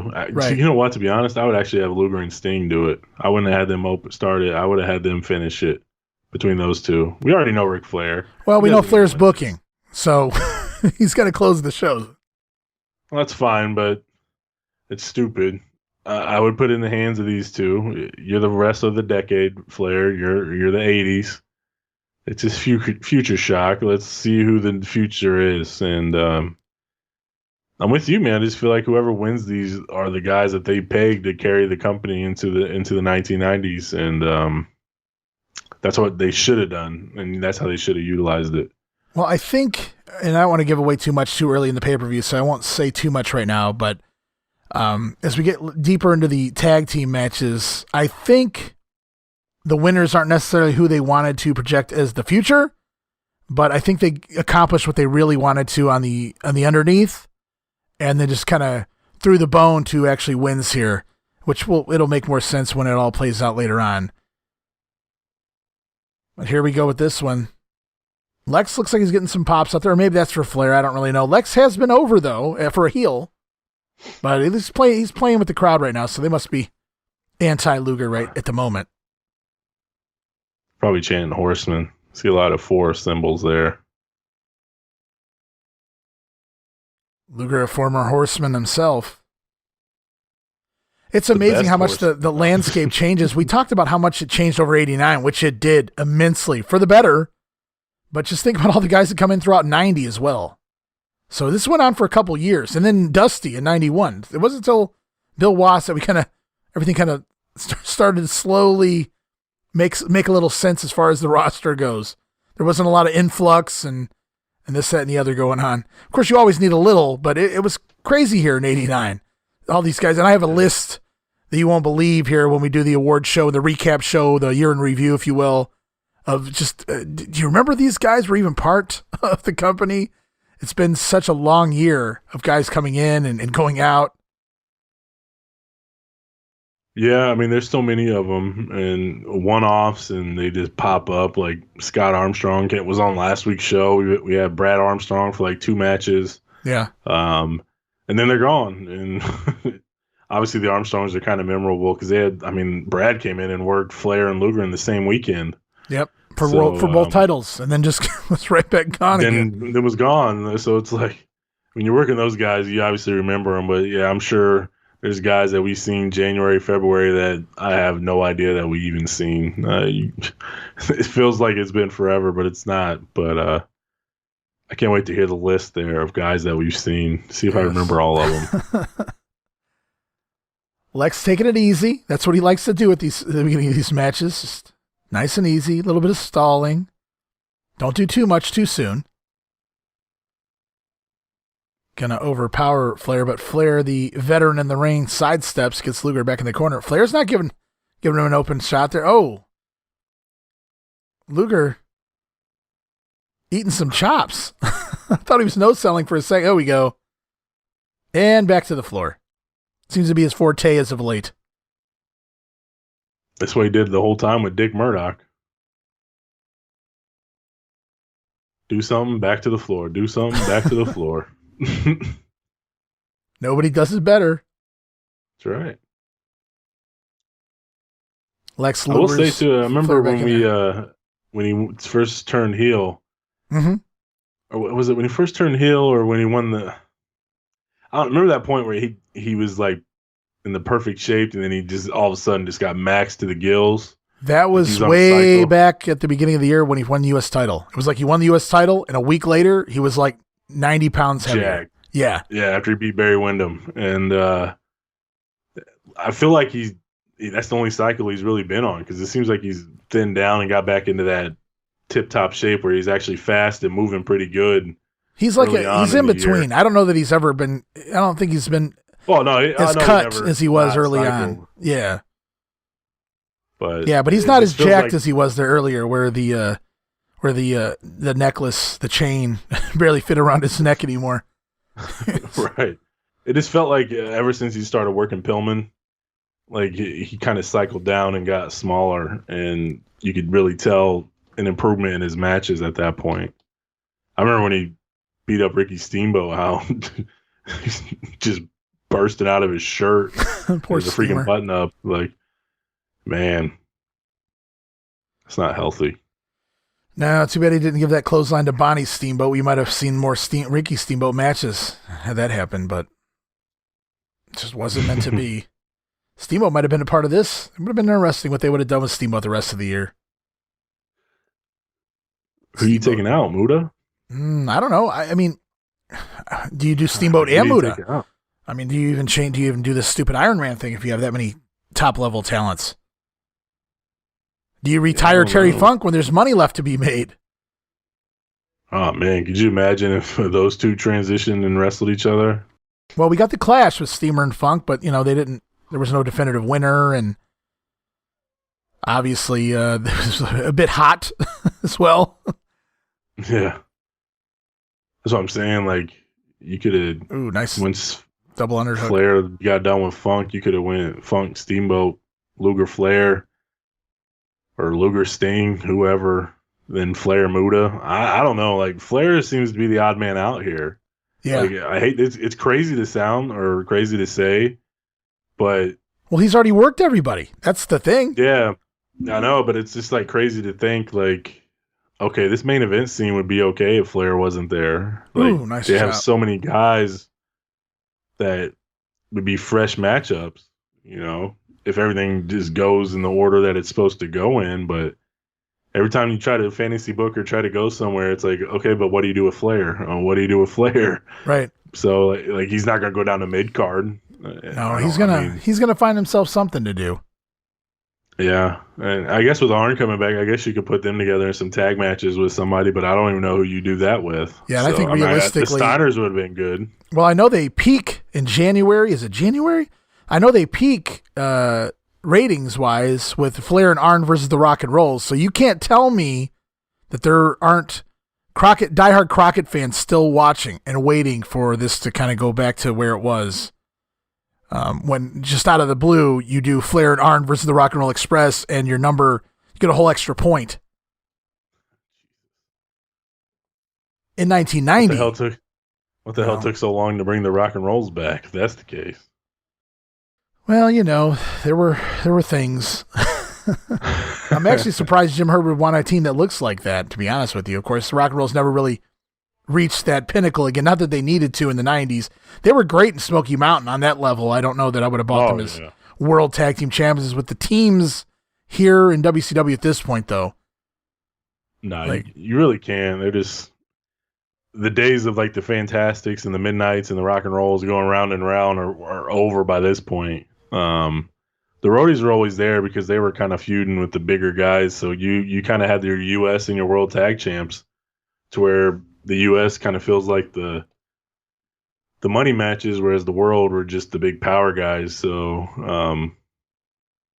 you don't have that dynamic anymore. But man, they just think though, like you Here's have the score. Look at that. Oh my God. Flair 20, Luger 20, Sting 20, Muta 0. Just embarrassing. One match left. I bet that's where he quit, Steve. I bet that's where he mentally quit when they put that on the screen. He's like, you know what? Fuck you guys. I'm done. Assholes. He's actually watching the video. No, but I was having fun thinking that he was. Gary Hart's probably talking about the. Did you see those Gaijin? Did you see what those Gaijin just did on the pay-per-view? Totally, they don't respect you, Muta. They're getting ready to fire me, so you should quit. I'm a douche. Do you think it's a coincidence that Gary Hart's fired right at around the same time Muta's gone? I don't. I guess they were the package deal, I guess. Why did they fire Gary Hart? You know, I'd have to read the Observer, but I know that he just kind of gets canned there. Because the plan, remember, was supposed to be the Horsemen versus J-Tex moving into the new year. And then it just kind of changes, and Gary Hart gets the boot from the company. Probably mad. So that's what I'm thinking. Mad. Gary Hart's the fall guy for them not being able to retain Muta.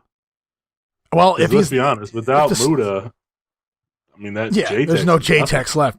It's Buzz Sawyer, and I'm not knocking Buzz Sawyer, but you can't have a J-Tex with one guy. And you can't trust Buzz Sawyer from one. You don't know Buzz Sawyer's going to be here next week, right? Yeah, exactly. And Kendo Nagasaki's not it either. Kendo Nagasaki has no business even. I don't know whose idea that was. I don't know. Once he lost the hat, man, it was all done for him. Yeah. That suit and hat, it worked for a couple weeks. And then, changed his name. He's the Dragon Master, and he's wearing this ridiculous garb, this sensationalized Japanese garb when he comes out to wrestle, and lost the suit, lost the hat. No more Odd Job. No thanks. Yep, garbage. Exposed with his 1950s judo chop spots. Oh, man. So I'm wondering if he's just the fall guy, though. That makes sense. And they're not going to take responsibility for this terrible booking that they gave him at Starrcade, but they're not. We can't blame that on Muta leaving. It's Gary Hart's fault. You can't. It's Jim Hurd's fault, I think, the booking of Muta here, because he picked the guys that he wanted in this. That's what I'm saying. Like now, you got these bookers. You can only book. Yeah, you can only book what you can book. You got 6 matches. Somebody's got to lose. And Hurd picked the winner. Hurd picked the winners. Or I'm sure. To pick the winners. I'm sure he had some say. Talked out of some things. Well, I'm sure he had some say. Because me and you both felt like, well, we won't talk about it just yet. We still got a few more matches to go, but Luger with a near fall there.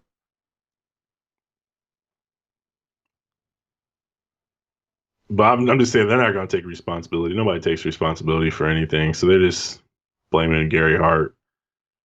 You didn't keep him. Yeah, well, you booked him like shit for 6 months. I'm sorry. Yeah, everybody in general dropped the ball. It's just a big what if. What if Muta had stayed? What we have seen in 1990. You talk about what Luger could have done while Flair was with Sting. I mean, there's that too. I don't know. There's a lot of things to think about. Yeah. Oh, Luger revving up. Oh, he's smiling for you. Smiling for you, Steve. Right in the camera at you. That's my boy. Flair on the outside now. Man. It's so crazy to think about 90. Damn ACL. One of my favorite years, just because it's so all kinds of shit going on. Just crazy. In and out. I love 90. And of course, Elegante. You can't forget Elegante too. Oh, across the top rope. Flair's throat. I love 90. That's a hell of a sell job. Elegante, Black Scorpion. Quality shit, man. Absolutely. Mm-hmm. Luger choking away at the Nature Boy. Too bad they couldn't steal some. Too bad they couldn't buy out Rude's contract or something. Could you imagine if he was the Black Scorpion? I know the whole non-compete, and he had to write out his contract and all that shit. For like another year. Yeah, he had another year on his contract. Could you imagine if lawyers could have got involved and they came up with something? Right. And I wouldn't have waited till December to approach the WWF about it. I would have done it as soon as they got wind that he was done after, what was it, SummerSlam? You know, I haven't read those observers in a long time, but I feel like there was a lot of thought within the WWF, at least for a couple months, that Rude would return. He was blowing off steam. They'd work out a deal. He'd come back. They hadn't really given up on him, I don't think, by that point. But yeah, fantasy booking wise, I think that would have been awesome. That would have been great. Could you? Oh my God. Because he would have been coming off the SummerSlam with the Warrior. He started working with the Boss Man. Everybody knows who Rick Rude is.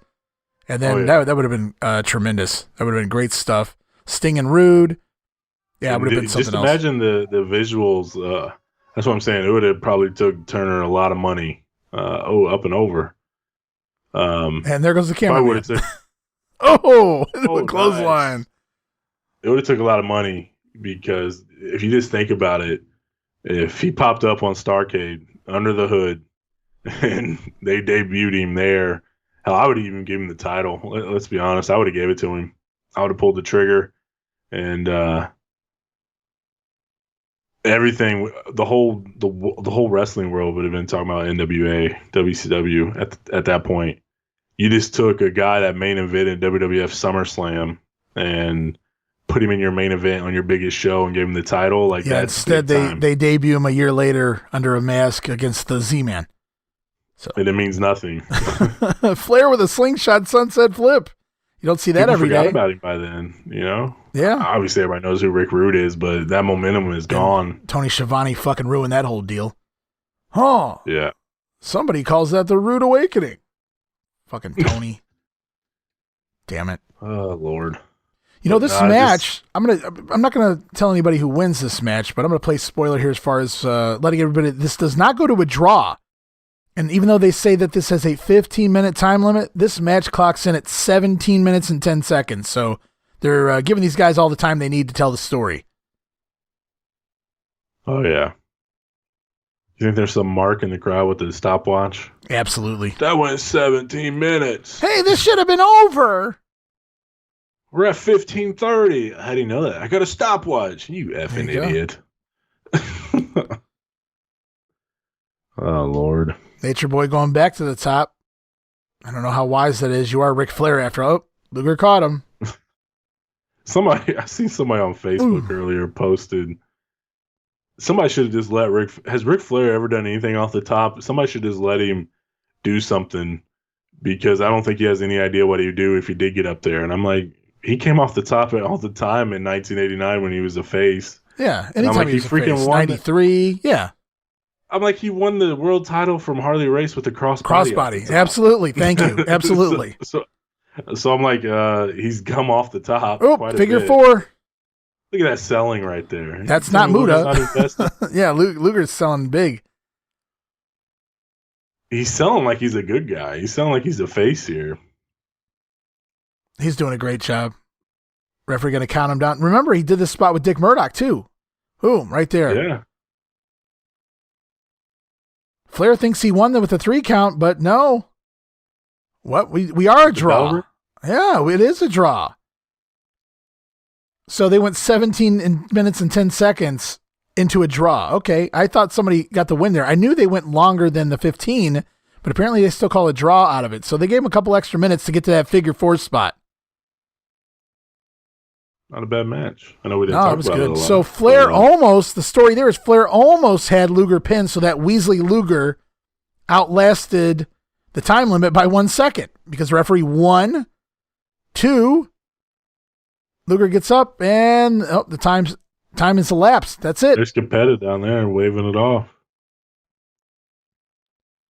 And DeMeltz gives that the biggest star rating of the night, 3 3/4 stars for Flair and Luger. It was fun. It wasn't. I think Starrcade '88 was certainly better. I think there's stuff moving forward was better too. But that was a fun match there. Oh man! So we got next Steiners and the Samoans. It's the Steiners. Every time we see a tag team match moving forward, it is all Samoans all the time. There's Humperdinck. Boy, did that guy have 9 lives, Humperdinck, here as a manager. Was he terrible? I thought he did it. I thought he was the man. You know how Bobby was one of the managers of the AWA in the 80s or the 70s? Humperdinck was the manager in Florida for a very long period of time. The manager. But he didn't really do whole lot for me in these other incarnations. This fucking big kahuna Lou Albano meets Samoan ripoff. It's almost like he channeled Lou Albano from the head shrinker days before Lou Albano was a head shrinker. I don't know. And then Big Daddy Dink, don't even get me started on that one. And that was all Dusty, obviously. Knew him back from Florida. Going to give Big Daddy Dink a job as a secondary manager of the Freebirds. Yeah, I only really know him much for like the Bam Bam run in WWF, so I haven't seen a lot of Florida. So I mean, I don't know enough about him to even have an opinion. I mean, he never really offended me as a manager, but I never really seen him do anything or be involved with anything that was relevant, you know. Yeah, I mean, there's nothing wrong with his run. There's just certain managers I think fit the territory system or a specific area or the territory system or things like that much better than the national landscape, and Humperdinck was just one of those guys for me. And I'm not saying... Yeah. I didn't mind him. I thought he kind of looked goofy with Bam Bam Bigelow, just his attire in the WWF, but I didn't know no different when it was happening, so I bought into that. Yeah. I wasn't... So it just makes sense for me. And, of course, he stuck with Bammer. Beyond that, he came into the NWA with Bigelow later on in 88. Look at Rick Steiner sliding down the ramp there, or trying to anyway. It makes you wonder if they had more plans for Humperdinck in the WWF, and then they realized it wasn't really working. Well, they gave Morndorf. They just kidnapped that kid. Yeah, they did. That kid. They've been doing that on World Championship Wrestling. This is a little bit different. It's a little different when the dude's giant arena, not in fucking 4 rows of people. Shit. Look at that. Put him in the seat. Hang out, buddy. No, that's front row right there. Don't mess with that kid's hair. You don't know petting him. He's not a fucking dog. What the hell? I had that exact haircut, bro. 3 lines on the side and spikes. You have those exact. You have those exact trifocals too. I wasn't blind that early. Although I will say, man, when I went and got my glasses, it was like 7th grade. Well, now there's 2 of them out here. And he's like, "How did you ever make it through elementary school without getting glasses?" Like, I don't know. That's how bad my eyes were. Well, we got 3. Everybody's down. Scotty's like, "I'm not doing this shit." He's thinking about it. Here we go. Took Scotty a little more convincing. We had all 4 guys down on their hands and knees. He's used to that, right? With the wrestling background, right? Rick Steiner just spanked his brother. You notice Scott's changing his gear every match, but Rick's staying in the same one. I believe that. And yeah, I see. I mean, I wouldn't have noticed it, but yeah, I do see Scotty's wearing something different, and Rick's still rocking the blue and green. Yeah, Scott's. Oh, this is fun here. This is fun here. The Samoans keep trying to do their ritual, and Rick Steiner keeps coming over and doing it with them, and they keep getting pissed off. This is great. Rick's always finding something fun to do. Oh, yeah. This seems like Scott is maybe more invested in getting himself over. Rick's just here to have. Rick's like Sting, man. He's just here to have fun and beat people up. Yeah, pretty much. Where Scott's like, okay, Luger's changing his gear. I'm going to do that too. I want to stand out and look different each match. There he goes again. It's good stuff, man. Look, he's still doing. There we go. Oh man, fun stuff by Rick Steiner there.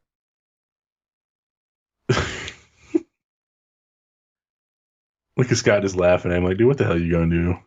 Here's the thing, though. Like, these two going at it, these 2 teams, in real life, a real-life fight, who you taking? Who you got?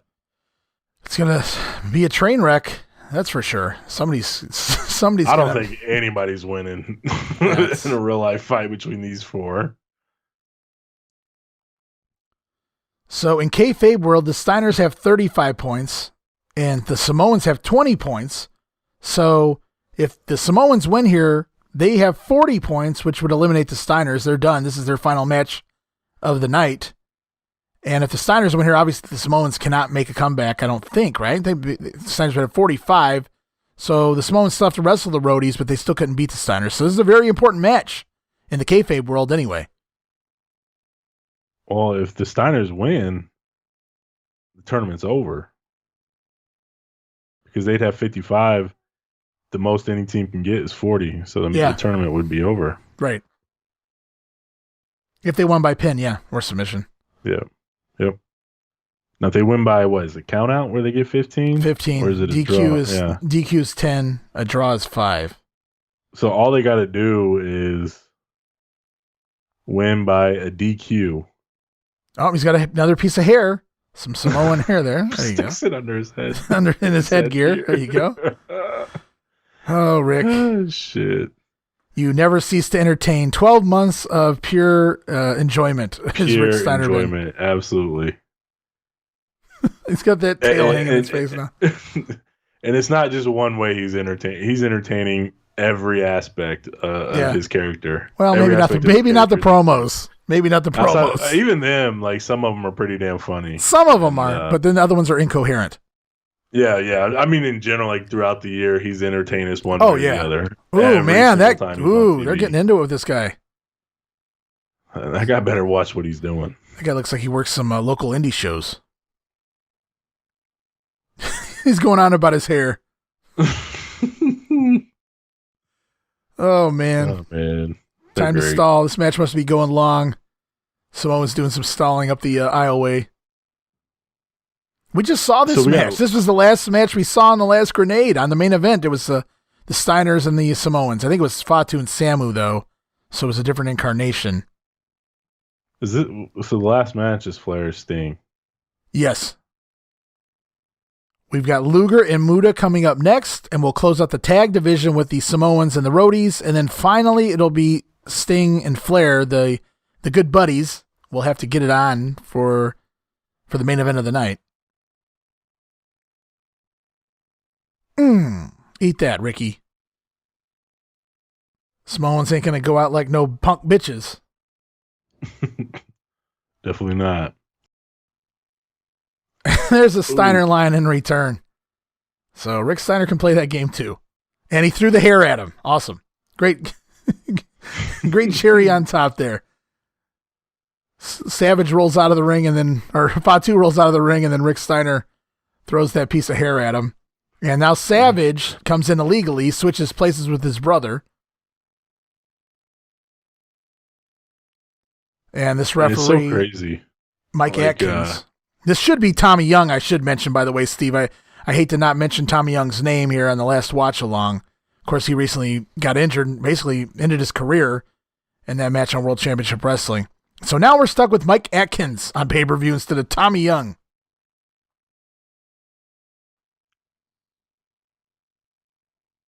Rick gonna crawl around? This is so stupid. Oh, man. It's like, oh, we got to kill 10 minutes? Oh, all right. No problem.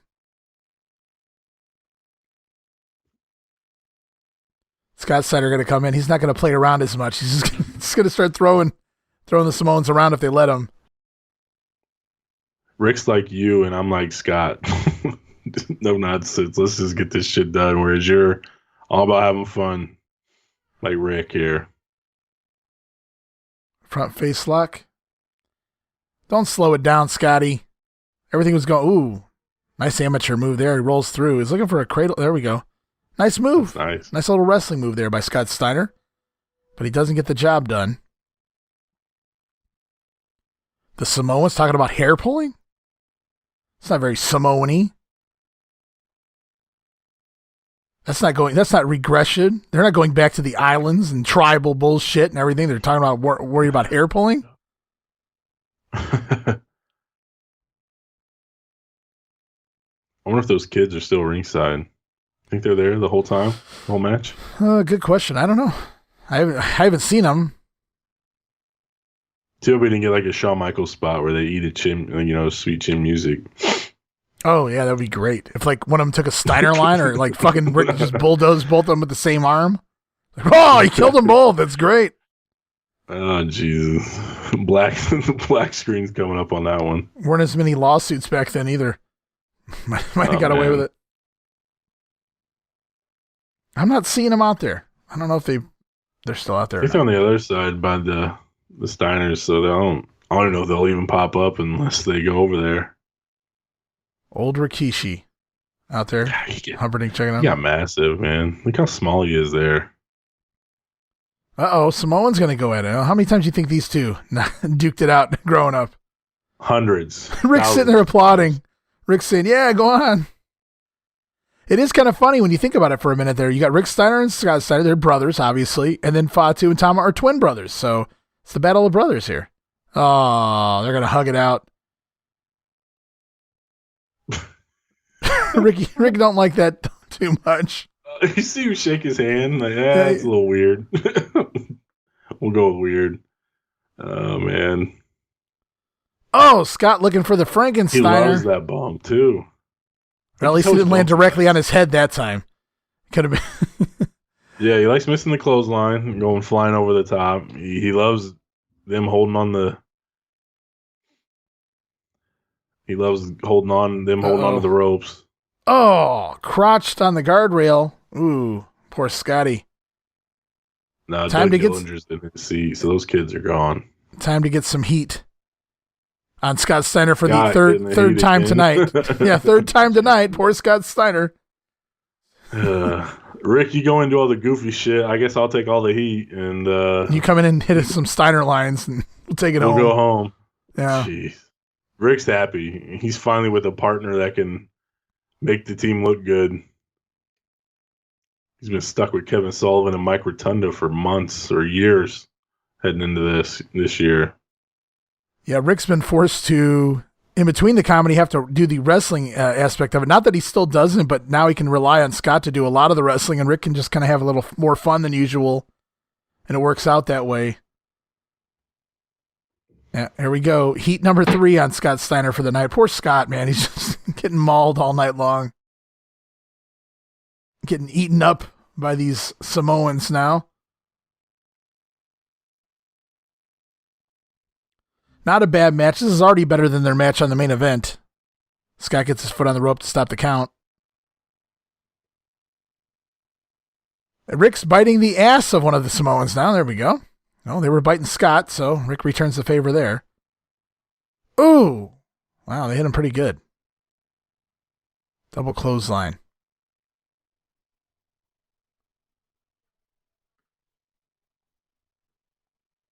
Got to keep Scotty in their corner. I know at some point, I believe Samu does come back, but it just seemed odd that he was suspended right before a pay-per-view. Like, oh, wow, right behind the referee's back. And Scott goes flying over the top rope to the floor. I don't think there's been a match where Scott went sailing over the top rope yet tonight. He loves it. He loves that spot, man. That's his go-to. That's what I do. When did the wheels fall? The wheels didn't fall off the Steiner brothers until they broke up. I'd argue. Well, I thought their WWF run was a fucking. Well. Not their fault. No, I don't think that's their fault at all. It's just a wasted period of time in their career. So I will say, like, I watched the Scott Steiner shoot interview. That was something. I mean, he didn't really. I can only imagine. He didn't really divulge much. I don't think he remembers much. He doesn't care. He honestly doesn't care. Right. I don't think about what happened or. I mean, if he didn't like the person, he could talk. Just go ask him about Triple H. But he did say he's like in '93, Vince was so consumed with like the steroid trial and things like that he just wasn't around enough, and he felt like nobody really had the attention paid to him that they needed to get elevated or get over. I argue there weren't really any teams there to get them over on have Steiner brother level matches with in 1993. The Samoans. That's about it. Yeah, but I mean, how many times can you wrestle the Samoans for a year? You know? Yeah, exactly. I mean, the Nasty Boys left, right? Nobody wants to see that. Not in 1993. Loved it in 1990, and that's another really good match. Yeah, Nasties were still fighting for a contract at that point, though. Bro, the Nasty Boys were 2 years deep in the WWF. They were so far gone. There's no chance. Double super kick. I will say their match at SummerSlam with the Heavenly Bodies wasn't bad. It was a good match, probably the best match on the card wrestling wise. So I'm not arguing that, but again, I just don't think Vince is going to be invested in a team like the Heavenly Bodies, no matter how good they are in the ring. I just feel like the ship had sailed with Vince and tag teams at that point. To be honest with you, he's like, yeah, I got the Steiners, but he didn't really care about the tag team division in general, not like he used to. Yeah, it just wasn't. It wasn't stocked. The cupboard wasn't full. Scott was too good for his own damn good early on. 91, they tried to make him singles. He didn't. He argued he didn't want to do it. That's why we got Scott and Flair at the Clash. He didn't want to do it. He refused to leave his brother. Bill Watts wanted to do it, pulled the trigger on it again in 92, and he got into it pretty good with Bill Watts. There's a story about in the locker room. Bill Watts got into it with him, and Bill Watts said, "If I was 15 years younger," nice power slam. And Bill Watts told Scott Steiner, "If I was 15 years younger," and Scotty cuts him off and says, "If you were 15 years younger, I'd kick your fucking ass." That's how Scott Steiner handled Bill Watts. So you see how Scott gave a fuck about anybody. I mean, that's your boss, you know. He's a badass, and he can hurt you for real. And when you have that ability to be able to do that, you're screwed. Like, unless he cares and is going to play ball, you really got nothing. I mean, you there it is. Nothing. Boom. Frankensteiner. Oh, right on his head. Love it. Frankensteiner, baby. It's not a Samoan. I wish you would have no-sold it. Yeah, that would. Well, you can't on that move. He would. You saw what he would have did. Just ask Blake Beverly. Oh God, I love that one. Might be the best Frankensteiner ever. Oh man, but yeah, I just think like when he knows he's a badass, like he's not gonna play ball unless he wants to. So. I gotta question that. They do a Frankensteiner and then they go into a sunset flip spot. Just seems odd. It does. It's a little weird there. Like I think that would have been a perfect time to make a hot tag. If this turns into the hot tag, I'm not really in agreement with it. Samoa misses the splash. Scotty looks like he is. I will say though, like I'm glad. Like the Steiners seem to be that team that they did unconventional things, not the WWF, but just in general, like throughout their career. Like we got the Sting and Luger versus the Steiners match and stuff like that you didn't normally get. Right. And they just didn't give a shit. They just went out there. So like it's nice and refreshing to see a power team willing to sell and what's going on here? I'll tell you what just went on. I hope they show this in instant replay because that's something the NWA would do. However, if they were the WWF, they would never show this again. Scott Steiner, behind the referee's backdropped one of the Samoans out of the ring while the referee was with Rick Steiner and the other Samoan. Then out of nowhere, he realizes, whatever is supposed to go down, and he calls for the bell. Never saw it, never even looked in the direction. So the Samoans are going to win again. A disqualification victory over the Steiners here, which kind of screws the Steiners pretty good. Samoans going to go, what's that? It's a DQ. That's 10 points. Samoans at 30, the Steiners at 35. And the Roadies at 20. And here, they are going to show it again. Here we go. Referee, not looking. Here you go. See that? Oh, he saw it there. If you say so. He saw him land. And he's not even calling for the bell yet, though. He hasn't called for the bell yet. Somebody over here tells him to call for the bell, and then he calls. Again, that should have been Tommy Young. Thank you. Not Mike Atkins. Had there been Tommy Young, I think it would have been Tommy Young, and it should have been Dan Spivey. Poor Tommy Young. What a way to go out. Mike Rotunda, Tommy Rich match. Jesus. Mike Rotunda's on TV like once a month, and that's what Tommy Young gets. Oh, my gosh. Muta looking worse for wear here. His paint's almost gone. He doesn't give a shit. It's just, he's like, this is it. I'm done. It's my final match of the night. It's Lex Luger and Muta, which on paper is pretty cool. Both heels. So you weren't going to get this match any other way than in a situation like this. That's the only benefit of this tournament is getting these matches that you don't necessarily get. I'm actually intrigued to see how these two work this because, as you said, Luger's not one to call a match, but Muta's probably not fluent in English. I know he can speak English, but I don't know if he can sit here and call an entire match out to Lex Luger here, so it's going to be interesting. Oh, look at Luger selling the leg. Well, he had that figure four on for about 30 seconds. That's right, man. Look at this guy. He's Bret Harting it. I think there's a little possum here. Poor Lex. Classic heel. Classic heel has to come out here one more time and wrestle with a bum knee. Why are you doing this to him? Muta walking into this with 0 points. Lex Luger, of course, won his match earlier tonight with Sting and then went to the draw with Flair. So Luger walking in with 25 points. Muta can't do anything at this point. He can't even. Yeah, he's out. He's eliminated. The point of this match is unbeknownst to me. We're stinging Flair at point wise. How many points they got? I think we got Flair with 25 because Flair beat Muta, and then Flair drew with Luger. So we got Flair with 25, and then Sting with 20 because Sting lost to Luger, and then he beat Muta. So Flair has 25, Luger has 25 right now, and Sting with 20, Muta with 0. So again, if you're keeping track of this at home and know the remaining match, Luger can win the tournament by winning this match. Yes. Where they know he'd have a draw. If Flair won, Luger needs to win. He could draw with Flair. Luger needs to win, and Flair needs to do anything but win by pin or submission. For Luger to win, yeah. And then they've already announced also at some point in this pay-per-view, I don't know which match it is, randomly they just bring it up out of nowhere, that if there's a tie at the end of the night, they will have a wrestle off. So there will be another match to determine who the winner is, should there be a tie.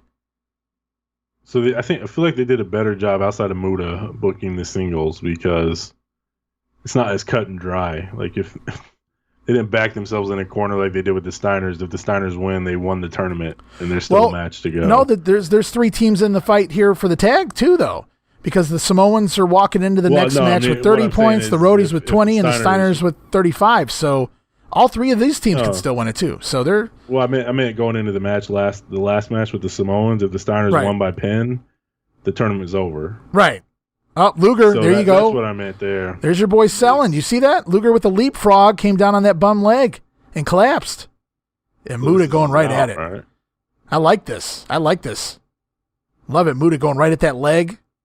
Excellent story. Probably talked about this in the back. All right, neither one of us, I don't speak Japanese. You don't speak very good English. I'm not calling the match. Just work my leg. All right, work the leg. I'll hobble to the ring so you know which one. Yeah, I don't want to sound ignorant and say that Muta doesn't speak, fluent English because he's been around he worked Florida, he worked the States quite a bit in the mid and late 80s, Dallas. So I'm sure he speaks English. It's just calling an entire match. So I get what you're saying. I think it's a level of Lex is probably sitting there like, I don't want to do anything and you don't want to do anything for a completely different reason. So let's just, whatever, just kick my leg but it's great. Look at Luger selling, like crawling out on his belly and falling to the floor just to get away. And Muta's right there on him. I love it. For a match that's just been kicking a leg, it's been tremendous. That's great. Yeah, I don't want to call him. I'm not trying to make him sound angry. I'm just saying like it's probably easier for them to just map it out in the back and go do it. Like you said, neither one of them. Simple storytelling. Like, Luger's out here with the bum leg and Muta's going after the bum leg.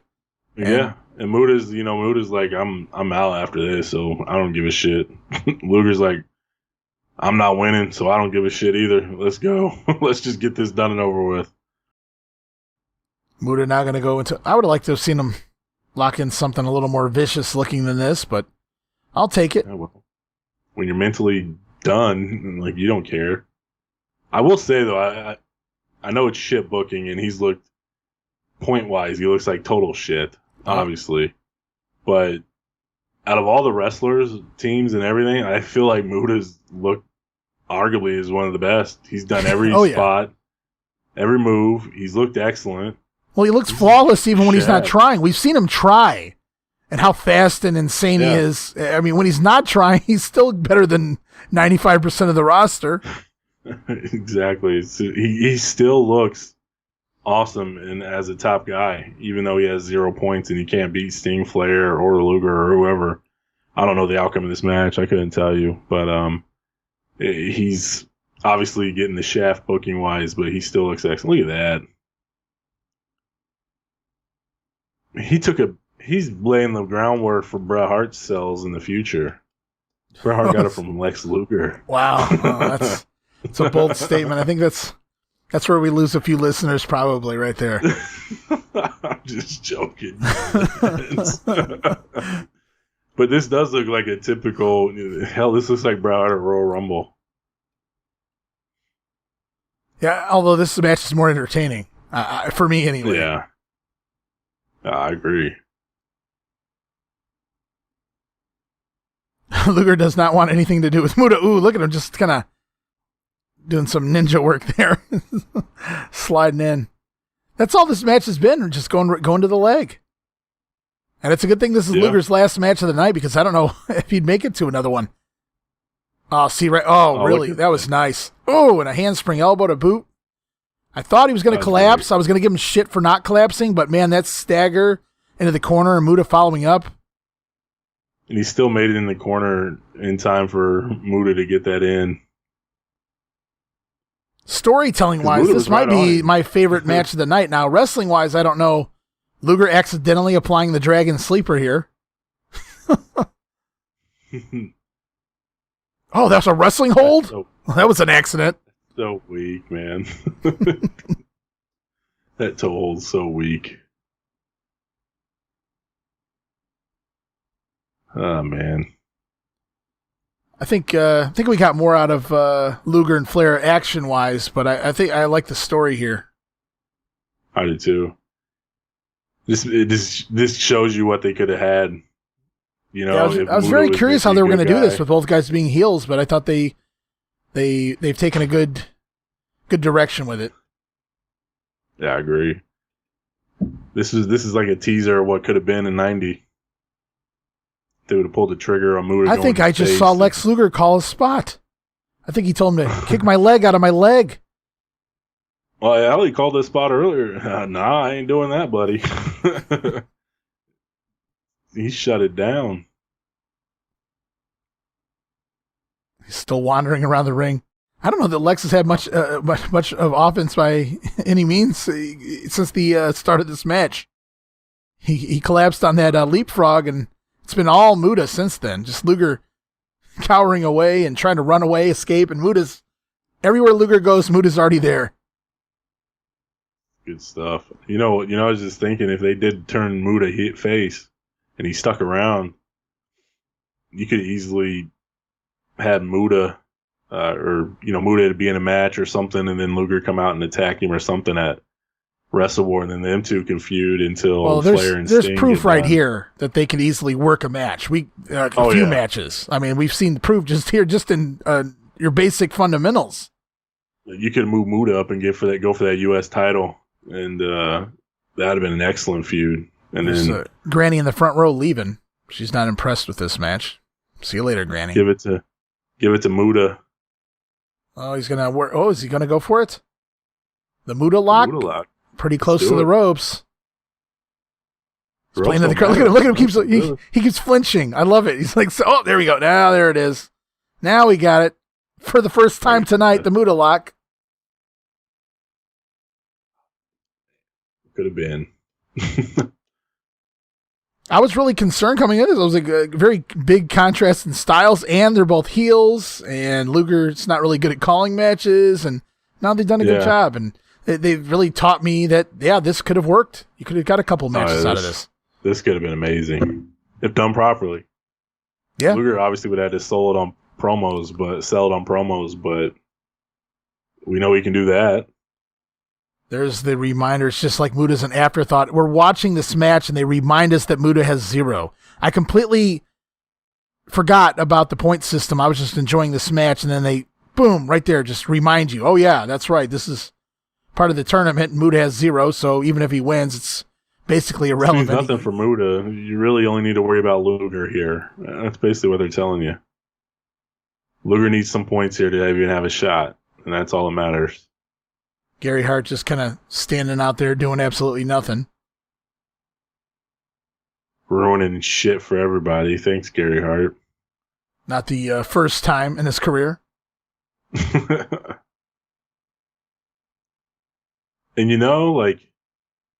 we'll talk about it after this is over. Sure. We're getting close, right? Oh, I have no idea. I don't even know where we are time-wise in this match. Oh, spin kick out of nowhere. Wow. I don't know how far we are into this match. That's the first, we got that handspring elbow in the corner.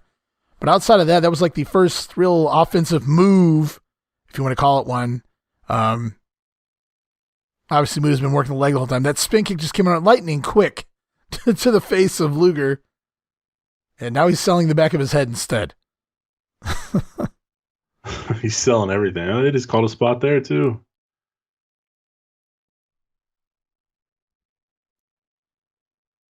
Lex looking definitely the worse for wear if he can just make it through here. He's just looking for 5 points at this point. Poor Lex, man. He's getting the long matches. He worked Flair for 17. Ooh, the clothesline. Luger's first move of the match, maybe. And, of course, it's the clothesline. And that might give him a minute to recover. Yeah, he did have the longest matches of the night. Worked 17 minutes with Flair. I know this match, I have it clocked in at 11:45, according to Wikipedia, anyway. What do you do with Sting? I'll have to scroll back up. I feel like I'm going to miss the finish here if I scroll up and look right now. They're trading shots with each other. 11:30. 12 minutes. Yeah. So he's about 40 minutes in the ring here. Backdrop. This is like the only really good match of Muta. Although obviously the Flair match was all just a big dog and pony show. Yeah. But this is, I think, kind of just felt like it was there. We've seen it so many times throughout the summer. But it wasn't one of their better matches either, Sting and Muta. But this one, I'm digging this. Whoa, that was. Oh man, that wasn't pretty. The wheels are falling off. Yeah, now they are 3 moves in a row. That they whiffed that hip toss. Muta tried to take it anyway. Then Luger looked like he was going to stomp him and barely touched him. Then he tried to throw Muta out of the ring, but let go, and Muta threw himself out of the ring. Oh, here we go, back in. Muta coming up with the slingshot. I feel like this is, Luger grabbing the rope. Ooh, Nick Patrick kicks his hands. 1, 2. Oh, Muta almost walked out with some points tonight.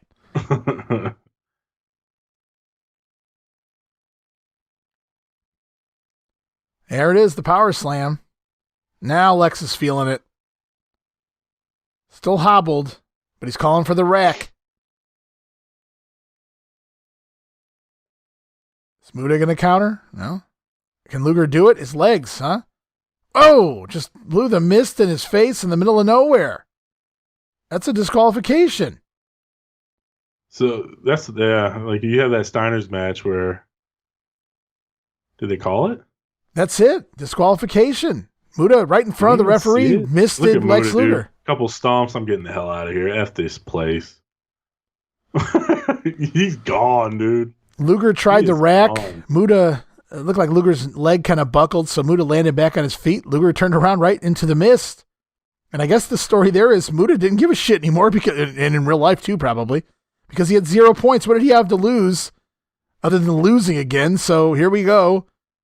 Mist to the face of Luger, which gives Luger a DQ win, which really that is playing spoiler. Instead of Luger getting 20 points, Luger will get 10 points there. So that'll 35. leave Luger with 35 as this lady. I wanted to call her a lovely lady, but I don't know about that. 35 points for Lex Luger. I guess, so going into this, obviously we don't know the end. We know the end. But going into this, Luger was built up as this unbeatable force. So I will say the booking going into that last match was really, really good on another level of he had a kink in the armor, a little chink in the armor to where his knee went out. So it buckled on him. So he got injured. And that was the only thing that could stop him from becoming the tournament. So I guess they kind of protected themselves a little bit as far as the way that he's been booked going into this. I guess I can give him credit for that because it is Flair, Cornette, and company. So I'd like to say they did it on purpose. No, yeah. And right now, it leaves Luger the leader in the points, 35 points. And then Sting with what? Stinger has 20 and Flair with 25. So he needs a draw. Sting needs to win basically outright to win. Yep. As it's our finals of the tag team tournament, the Samoans and the Road Warriors. I don't know that I would have saved this one for last. And going into this last match, the Roadies have 20. The Samoans have 30.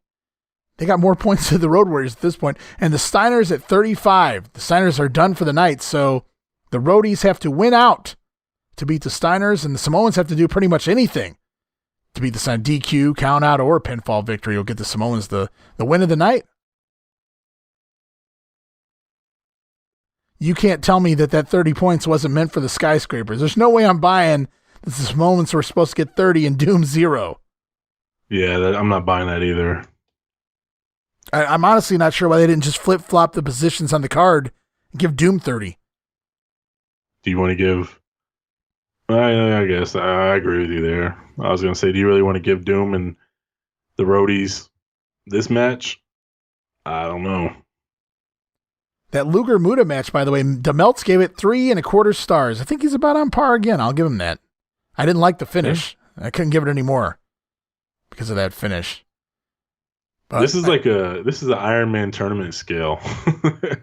Yeah.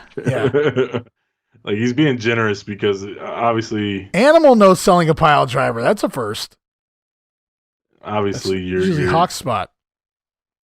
The theme of the night is just being pegged into a certain booking because of the tournament aspect of this. Yeah. So, and that's really the reason why Luger could only win by DQ there, because they needed him to have a certain amount of points. So you had to figure out a way to go into it. I wouldn't even have minded the finish with the DQ and the mist had they done it in a point where they were trying to hide it from the referee and the referee saw it instead of Muta just doing it. Like, yeah, here we go. Yeah. See, I thought Gary Hart was on the apron, and no, nobody on the apron. Just because Luger went over that way, like he was going after somebody. I don't know. It looked bad, and I think that's a reflection of where Muta was at mentally on that part right there. He's like, I don't give a shit about this. This is my spot. I got to do it. I'm done. I don't know who in their right mind thought it was a good idea to book the Road Warriors in 3 matches in the same night. Because Hawk is already looking gassed a minute or so into this one. Ugh, see what I mean? Oh. Just get him out of the ring. Yeah, get Animal back in. I bet that's why Animal took the pile driver spot. He's like, let's do the pile driver spot. You do the pile driver spot tonight. Ugh. Now Hawk's still in the Samoan's gimmick right in front of him. He's not even selling the headbutt. Wow. Oh, he's throwing in the drop kick. Now he's probably really gassed. Yeah, but this does it. If the Roadies win, they win it all. If the Samoans win, they win it all. The Steiners are just sitting here waiting for both of these guys to go to a draw so they can win it all. And I do not want to see that happen. I am not watching this for 15 minutes. Oh, my God. You can cut it short a little bit, but not 10 minutes Somebody tell Gary Michael Capetta to shave about 10 minutes off of that draw. I'd pay a fan to run in. You can't get him out, and then there goes 10 minutes. I'd much rather see that than these guys trying to figure out how they're going to get 15 minutes. I don't even know if the Road Warriors would have agreed to that. We've seen what happened when the Roadies had to get 30 minutes. Yeah, again, I don't know who thought that was a brilliant idea. I mean, that's way deep into the Roadies' career. They should definitely know. But look at Animal. He doesn't know how to do a leapfrog. Stumbles into the ropes. Gives it, 3.25? Get the hell out. He's on crack. What was that? Oh, that was These guys terrible. are falling apart. Yeah, like I said, man, that was rough. Looked like they was talking about how the Samoans have the advantage because of the draw. They don't have no advantage. They got to work 3 in a row. They got to work the Road Warriors at the end of the night. That's no advantage at all. I don't know if that's Fatu or Savage, but it looked like they were trying to backdrop, and Animal just stopped, and they tried to give him a backdrop anyway, and they both just kind of fell over. That was awful. Oh my God! This is a train wreck. This is not pretty. Not a good way to close out the tag team portion of the night. The majority of the matches were good for the tag tournament. Yeah, arguably this is the worst match. The Samoans and Doom wasn't very good either, but this is definitely the worst. I don't know. The Samoans just ain't the same without Samu. Which is funny because I loved Tama in the WWF. I thought he really made the Islanders. I mean, no offense to Haku, who could murder me with by looking at me. But I thought Tama was the high flyer of the two. I mean, obviously, he's already blown up here compared to what he looked like just a year prior in the WWF. But yeah, it looks like Tama ate himself, and that's what we got here. So, like, if it was Tama from the WWF, absolutely, but not this one. I'm blaming the Roadies in this match, man. I think the Samoans still got enough in them to go here. No, I don't mind the Samoans. I just even in the WWF when the head shrinkers, they lost Samu and got the Barbarian. Yeah, I got Sione in there. Like, Vader Bomb. It's just not the same. So you just get so accustomed to seeing it. Like Samu and Fatu were perfect together. Ooh, I think we're getting a hot tag already. Thank God. Here we go. Hawk just blew himself up. He sure did, jumping over that top rope. Whatever was left, he lost on that shoulder tackle. Fatu was already in the ring waiting before he could even get down to cover. These guys are ready to be done. They were ready to be done before this match started. Yeah. Oh, wow. What a nasty crotch done. Good. Fatu wasn't. Jesus. Savage. Oh, another What is going on? This is terrible. Good. Poor positioning everywhere. Hawk with a clothesline. He just did the spot with Butch Reed. The Roadies win again. You couldn't even come up with a different finish. And everybody was in the wrong place. Bad positioning. That's the third time in the match. Animal just completely that was terrible. They should be ashamed of themselves. And the Steiners coming to congratulate the Road Warriors, who, yes, have won the Iron Team tournament. Now it all makes sense. Why the Steiners got to pin the Roadies earlier, you could hear them right now. We'll let them beat us if we can win it all. The Road Warriors will win with 40 points. The Steiners finish with 35. The Samoans with 30. Doom with 0. So the Road Warriors are the Iron Team. They're the tag team of the 1990s. No, they're not. And this is where I think, Cornette always talks about how they kind of con Cactus Jack's way into the company. Jim Herd saw nothing into Cactus Jack. Ric Flair saw nothing in Cactus Jack, so they booked him as a jobber. But every time he went out there after the match, he'd turn on his jobber partner and drop that elbow off the apron onto the concrete, and he got over. With Herd not realizing that they were getting Cactus over by making him a jobber. And I felt like they kind of played that game here with the Roadies as well. Like, yeah, you can win it all, but the Steiners got to beat you. And that's the real story the night the Steiners beat the Road Warriors to me. That's the thing I always used to remember as a kid. Wow, the Steiners beat the Road Warriors. I never thought about who won the Iron Team tournament. In fact, I thought the Steiners won when we went into this. Initially, before I took notes, when I saw the points, I was like, oh, I thought the Steiners won. So Sting's had quite the break here. Yeah, Sting's been off for a while. It's he had enough time to repaint his face. That's probably a good idea that they did that for him too. This is the match of the night, the final match of the night, I should say. Anyway, it's Sting and Flair. They've been best buddies at least since Great American Bash. Of course, they've been on opposite ends of the ring as well, going all the way back to Clash 1 when Flair arguably made Sting, and then Dusty immediately put that on ice and didn't do shit with Sting for the rest of the year. Except for team him with Dusty, obviously. Got to do that, baby. I got an idea. We're not going to do nothing with you till the bash. If you're still over, you could team with me. I'll give you a little stardust, baby. Sprinkle a little stardust on you. When in fact, he was sprinkling a little Sting dust on Dusty at that point. Oh, man. Here we go. We made it. This is it. The final match of the night. The final match of the Iron Man tournament.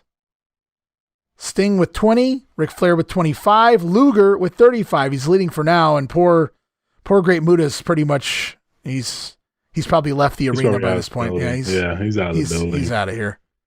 Muta left with a goose egg.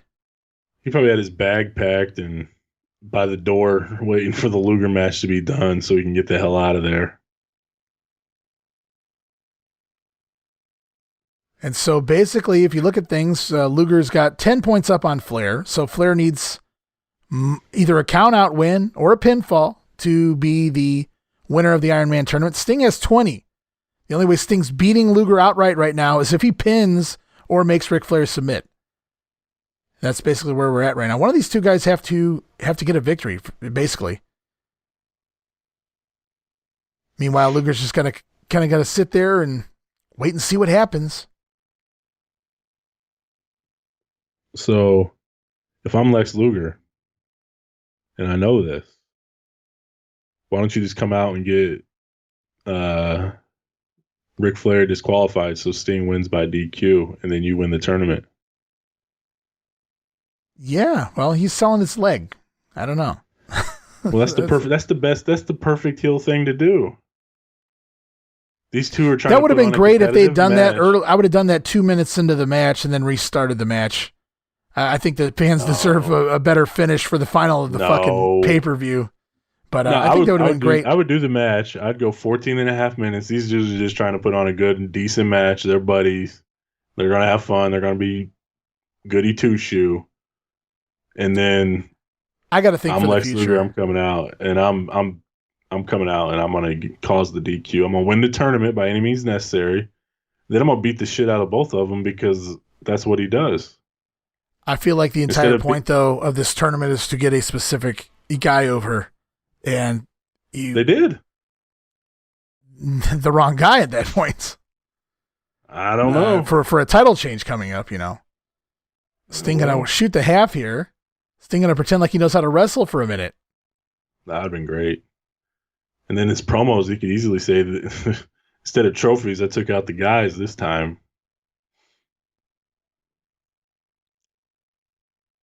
Sting needs to step away from trying to wrestle Ric Flair. Oh, man. Oh, they're playing goody-goody here. Ric Flair sits him on the top rope and gives him the clean break. I don't like that.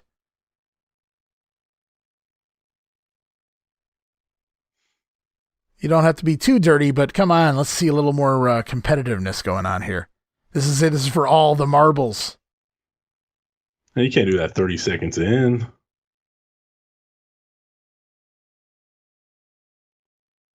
Who do we got? We got Nick Patrick out here again, right? Okay.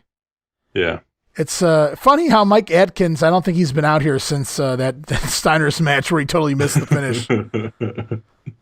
Probably not. I don't recall seeing him. They really need like a third or fourth ref. Well, they just brought Atkins in for, he's been there not too long as the third man in whenever they needed him. And unfortunately, Nick Patrick slides into the Tommy Young spot, and Mike Atkins slides into the Nick Patrick spot, and neither guy's as good as the guy behind him. Nick Patrick's a great ref, but he's no Tommy Young.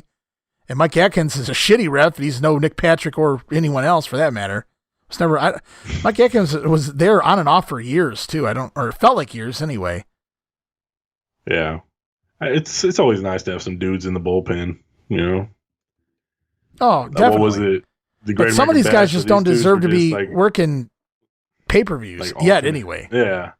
They were just alternating, and then all of a sudden Tommy Young took the bump, and Nick Patrick had to go like the last 3 matches, and he was sweating bullets. Like his shirt was soaked. He didn't get a break. I think it was Nick Patrick took the mist or something, wasn't it? And one of them did, yeah. Then Tommy Young, I think, was... there's the press spot. We'll be seeing that for the next 20 years. I think we see that every week, at least once on Nitro. Oh. Uh-oh. Things get a little heated now. Flair going back to his roots. Remember what Jim Cornette said. If Ric Flair can get back to his roots, he's going to win it all. And as of right now, Terry Funk's prediction's coming true. Luger's in the lead.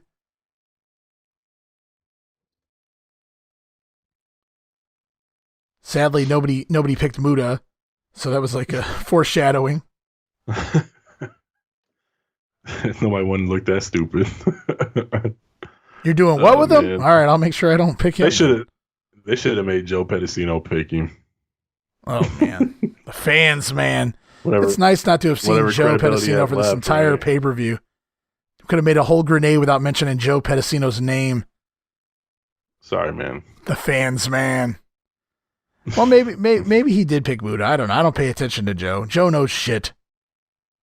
That's what I'm saying. So if you would have picked Muta, it would have fit in with the That is one guy I will not miss when we're done with 1989 NWA. It's Joe Pedicino. I didn't mind him in Global from the Global that I've watched. No, I didn't thought he mind was him there, fine. but That's all. Yeah. Here, like you mentioned numerous times throughout the years, he's just trying to put himself over, his own spin on things, and Ooh, nice it job, doesn't Mike. work. Because you have no idea if he's like a heel or face or what he's trying to do or what the gimmick is. It's one week he's one thing and the other week he's something else, and it's just like, just give us the damn update without your opinion and shut the hell up, you know? I think some weeks, it's like he needs that food in his stomach, and some weeks he's hungry and he's pissed off when he gets on there, and then other weeks he's satisfied. Yeah. He needs a Snickers, I guess. So we got what? We just saw heel versus heel, Luger and Muta. Now we're seeing face versus face. So it's a nice dynamic to end the show. Flair takes a big hip we had toss. the Roadies and the SST in between. Yeah, I tried to forget about that one. Yeah. That was the piss break of the night for me. Oh yeah, that was the worst match of the card by far. What's funny is I went to a one of the WWE's version of Starrcade. I don't even know what year it was. It was in Cincinnati, and I think the main event was Dean Ambrose versus somebody in a cage match. So Dean Ambrose was home or whatever, and it's for the belt, I believe. But there's like an intermission or a break or some stupid shit. I didn't even know they still did that. But they had a break and they had a poll up like in the beginning of the show. Go here to vote for which Sting and Flair match you want to watch. And I think they were Starrcade matches or just their matches in general. I don't know how many Starrcade matches they have. I know they have this one. They have 90, obviously. And there's one other one, I think. But people picked this one, and I'm like, you freaking picked a match from a tournament that meant nothing? It didn't make any sense on why this one was. Did they legitimately pick it, or did they give him this one because it was the shortest? Which is probably that could have been it. That could have been it too, but it was just. I think it was Starrcade 90. Did they wrestle again on Starrcade? Off the top of my head, I don't remember. They did that triangle match, right? That one Starrcade. Was that Starrcade? Yeah, it was Starrcade. It might have been on there. That may have been the third one. I don't know, but I just thought it was awkward that they picked this one. But it was kind of a landslide. So you're probably right. It's probably gimmicked. Nobody was voting. So Flair has turned the tide. He's he saw Sting went for a clean break and Flair laid in the boot and threw Sting to the floor. He hasn't let Sting back in the ring yet since then, and now he's going to bring him back in with the suplex. So Flair is channeling those roots that have been mentioned on TV. Getting a little more aggressive, the dirtiest player in the game here on the Stinger. It's almost like Cornette's on the booking committee, and he knows what's coming. I'm telling you. I think we're looking for the knee drop here. There it comes. Boom.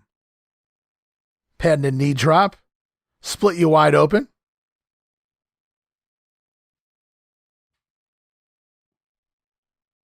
Flair kind of just standing over Sting. I don't know. Laying it in. Ooh, nice chop. Takes Sting back against the rope there. So do we know 12 matches in. Wow, man. Unbelievable. Oh, wow. Banana splits. Amateur hold. Did Cornette say like how he felt about this tournament after it was over? Like he just talked about it in general. I mean, going in, going out. I think it was. I don't know that he comment. Cornette when he brings. Here we go. Flair's just trying some quick pinfalls now. Cornette typically, man, when he's talking about something, he tells you what he likes. If he likes something going in or he hates it, it's pretty much the general consensus all the way through it. Like he's never surprised at the end, like pleasantly surprised. So no, I mean, like I don't know what I'm really trying to add. Like, did he? I know it's a did he change his mind after it played out? No, I don't think so. I think he thought it was a shit idea, and it killed Muta and it killed Doom, which we saw. Well, Doom had a resurgence. A lot of that, I think, thanks to losing the masks and getting Teddy Long, it made him feel different. When did they do that? Well, they lost the masks to the Steiners at the Clash coming up. Now, I don't know the exact week or whenever Teddy Long takes over off the top of my head. I didn't realize it was that quick after their debut that they lost the mask. Yeah, they'll drop him at a clash. So I mean, you can tell like they're uncomfortable under him. Like they're always fidgeting with them, or they move, or it just seems awkward for them. So, and then they have the great feud with the Horsemen. So all's not lost for Doom, but obviously same can't be said for Muta. Right. Yeah, Muta's fine. He'll go to Japan and become a legendary star there. So. Yeah, he's okay. I think he did well for himself. Yeah, I'd say so. Oh, Stinger with a near fall. Flair's got to be careful. Doesn't he win the NWA title too? Or the big gold? Wins it once, right? Yeah, I think they switch it around. Chono, Rude. He stole it off right. Barry Windham at Starrcade 92. Or was that Chono? He eliminates Barry Windham to win Battle Bowl at Starrcade. Oops, Sting, no selling the chops. Huh. When is he? Rick going to backtrack a little bit now. That's what it was. Hinton at a heel turn. And he's backing off.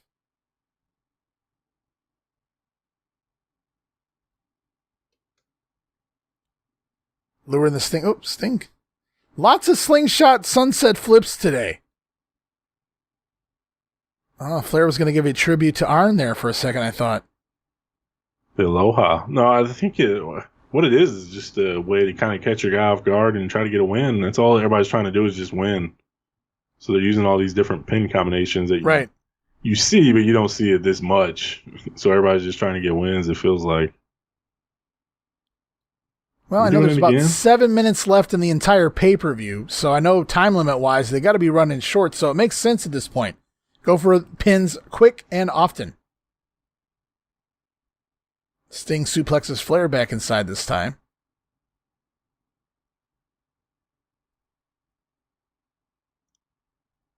What's Kevin Nash always say? I don't get paid by the hour. I'm sure Kevin Nash says that. That sounds like something Kevin Nash would say.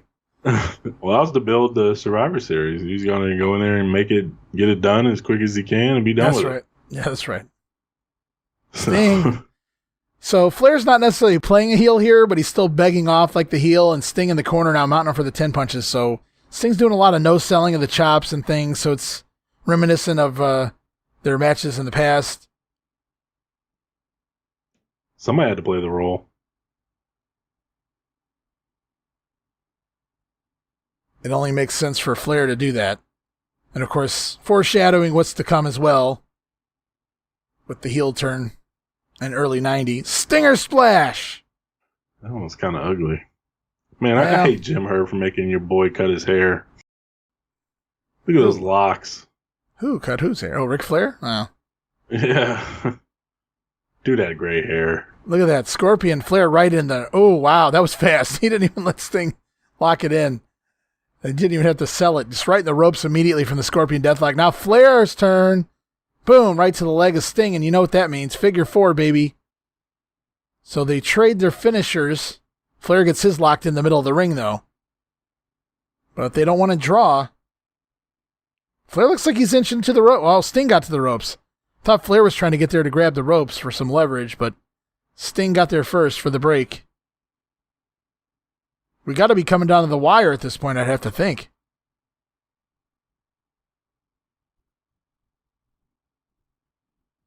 Five minutes left in the entire pay-per-view. That's not just the match. Of course, the show goes off the air abruptly during an interview with Gordon Soley, which is NWA at its best.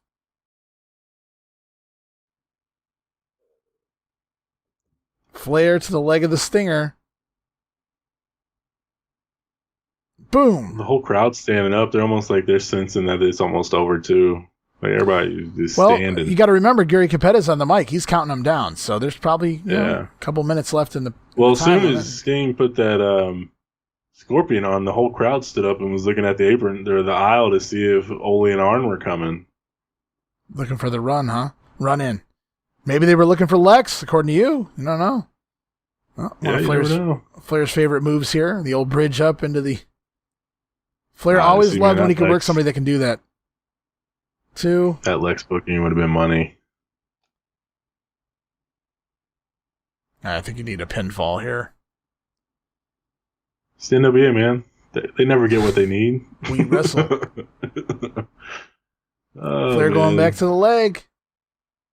Gonna finish it off with the figure 4. I agree. Flair would not let that happen. They're not gonna let that happen. If it was Dusty, I could see it, but not Flair. Oh, Dusty would have came up with a way to screw everyone. Screw Luger and Flair and Sting somehow. Dusty would figure out how to get Dusty the win when not even being in the tournament. Yeah, not even in the tournament. I got more points, baby. Just slide that 5 over here. Uh-oh. Give me that 4. Here we go again. Figure 4 time. Flair's looking for it. Up, Sting with the cradle. 1, 2, 3. Yes, sir! Sting has won it! Sting has beat Flair! Sting is the winner! Ladies and gentlemen, the winner of the match and the entire singles tournament is Sting! Flair was right in his face. Flair was right up in his face. I thought he was going to go right after he got to that match was over. He's still going back to it. Here comes the Andersons in there. The Horsemen are in the ring. What's going on here? Ole and Arn Anderson in the ring. You better get out of there, Sting. Flair shook his hand. That is class. What's Arn Anderson doing here? What's going on here? They're holding up the sign of the Horseman. The Stinger has won it. So they tease it right there that the Horsemen are getting ready to become the Horsemen again. Kind of like how the Midnights just turned back heel. The Horsemen kind of tease like that's what they're about to do. And then, no, they shake Sting's hand and raise it. And Arn even shows the sign of the figure 4. Sting's the 4th member of the Horsemen. For right now, Pretty anyway. cool. Yeah? Hear the pop. Yeah, that was something else. Sting That's definitely the most NWA. over guy That's on the card. No doubt about it. Sting is just over. I think that's a Crockett crowd, man. That's the NWA. They're ready for the Horsemen to be back. We're down in They ride again. This is the end of the show. They're throwing it to Gordon Solie to interview the Road Warriors, and he's supposed to interview Sting. Of course, they run short on time. You see there's like a minute left in the entire pay-per-view. The credits start rolling here in the middle of this nonsense with Hawk, if you want to listen for a moment. Now know who the Ironmen are. The Road Warriors. We come out to that tune every stinking match, and we lived up to it every stinking match. And tonight, we did it again for you and for us. You know something, Gordon Solie? The most diehard fans in the wrestling world are right here in Atlanta, Georgia. Thank you so very much, gentlemen. I'm going to try and get the winner of the single tournament over here in just a moment. Precious Paul Ellering, of course, manager of the Road Warriors, and as soon as Sting makes it on site, well, I will be ready to go. Sting is making his way. You know something, Gordon Solie? The average football player maybe plays 11 minutes in an entire game.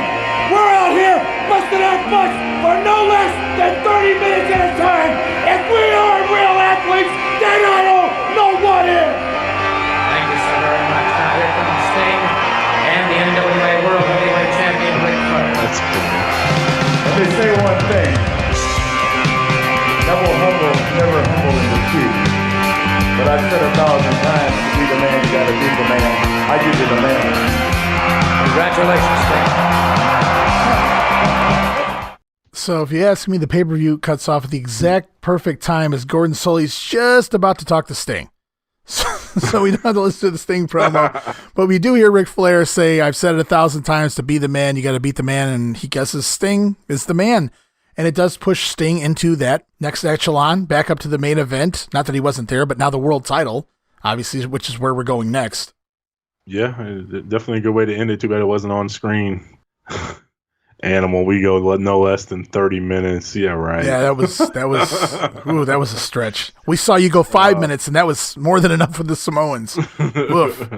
You know, Dave Meltzer gave that Samoans and Roadies match 1 star. I think he was being generous there. Hogan Andre's a dud, but that shit fest, botch fest was. By the way, match of the night, at least according to the Melts, was Flair and Sting with 4.25 stars. I don't know if I agree with that. as being the match of the night. But Luger and Flair was pretty good, and Luger and Muta was pretty good. Flair and Sting was also. They were, to be honest, all the single matches were pretty good. None of them were really duds. Right. And like I said, I think Flair knew what he was doing with Muta at the pay-per-view. So to make sure we got the good match, and we got it on World Championship Wrestling. They went about 16 minutes in that one. So we still got to see a Flair and Muta match before Muta was on his way out. So the final standings in the Iron Team tournament, or the Iron Man tournament, was Sting with 40. So he just outlasted Luger with 35, and then Flair winds up with 25, and Muta with the 0. That's pretty much it. That's the end of the show. That's the end of our final watch-along of 1989, Steve. It was fun. The matches weren't bad. You only really had one real bad stinker. Right. It's just the tournament is so underwhelming. It's like it's like the AEW bomb explosion, whatever you want to call it. We had such a great year for the most part of 1989. Once you get past, who the hell was George it that Scott? was booking earlier? George Scott. I couldn't even think. Right. I was thinking Jim Herb or something. George Scott. Jim Herb's been there the whole time. He just wasn't smooth booking. selling, man. Right. It really is, and everything's really so good. And every big match or every big show was big, and it felt big. This one just felt lackluster. It was throwaway. It was. I think it was. It's a disservice to 1989 to be topped off with Starrcade. That was a tournament. Yeah, it's just terrible. Poor placement for this idea. You want to do a gimmick like this? That's fine. I just felt like Starrcade was the wrong place to do it. This is your WrestleMania up to this point. Do it at anyway. the Clash after after Starrcade. I mean, just the next Clash. Just do it there. Right. It may not have popped a rating for your Clash, but you don't do this on a pay-per-view. It's not what you do for pay-per-view. Here we are, Lex Luger. He didn't get the win, but he's right underneath Sting. They're both over Ric Flair. Do you think Ric Flair didn't plan that on purpose? He gave himself 2 contenders, Ric Flair with Sting and Luger here. They're both finished with more points than the Nature Boy. And then, of course, on the other end, the Roadies, yes, they won the Iron Team tournament, but the Steiners pinned the Roadies. Right. The Steiners pinned the Roadies during the pay-per-view. So even though the Roadies can claim they are the Iron Team, they did lose a match by pinfall to that other team over there. So that's also a question. So there's a lot of good booking in between all of what we had to deal with here as far as the Ironman tournaments go on this card. But it was okay for what it was. A lot, like you said, there was only one bad match out of 12. One really bad match, I should say, out of 12. And the matches and the talent is good. It's just the tournament, man. It really I'm disappointed that we didn't get to see out of Sid wrestle 3 times in one night, but good, bad, or indifferent. That would have been. Yeah, that would have been. That's what I mean. I just would have loved to have seen what would happen when Sid got in the ring with some of these guys. Oh my God, he probably would have been on the apron a lot. So that would have. That's unfortunate that the Skyscrapers didn't make it here, but you can't really control that. It is what it is, and the Samoans replaced them. It was okay. I would have liked to have seen the Midnights instead, but we're on our way to one more episode to close out 1989. It's 3 weeks of NWA goodness closing out the month of December in 89, and then we will be done. No more recapping. Well, unless you count recapping the entire year in one episode. That'll be quick and easy, though, as we just kind of go over some things and give away a few awards to some deserving people that have come and gone throughout the course of 1989 here in the NWA. Appreciate you sticking around here, Steve, for nearly 3 hours as we covered Starrcade. It was fun. I always enjoy the watch-alongs. It really, like, if we can get through uncensored, we can get through anything. So this was cake compared to that. I didn't mind it, but this is one of those pay-per-views I never go back and watch. I know I haven't sat down and watched this entire thing since I probably rented the tape in the early 90s after watching it. I like that I'm able to be forced to sit down and watch some of these again. You appreciate it more. You see all these stories here in between. That Luger and Muta match, I would have never realized how good it was for what it was. I get on these kicks where I want to watch some Starrcades, and then I'm like, I pull up 89. I'm like, I haven't watched this in a long time. And then as soon as I turn it on, I realize it's the Ironmen tournament, and I just turn it off because it means nothing to me. Like I said, it's a very bad ending to a wonderful year of NWA. Well, we do have 3 more weeks of TV. Let's see if they can make it up to us before we close it out with a couple of good matches. Like I said, I do believe there's a Luger and Sting match on one of the shows, and I don't know, some other goodies hopefully in there as well. But yeah, absolutely, man. Appreciate you being here. Appreciate you knocking another one out, and we'll see what happens when we move into another promotion, another year, some more watch along, some more fun. And we can't get there until we finish out December of 89. So that's what we're going to do next week. Sounds like a plan.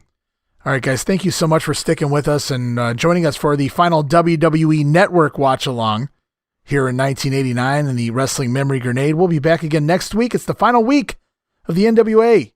Join us.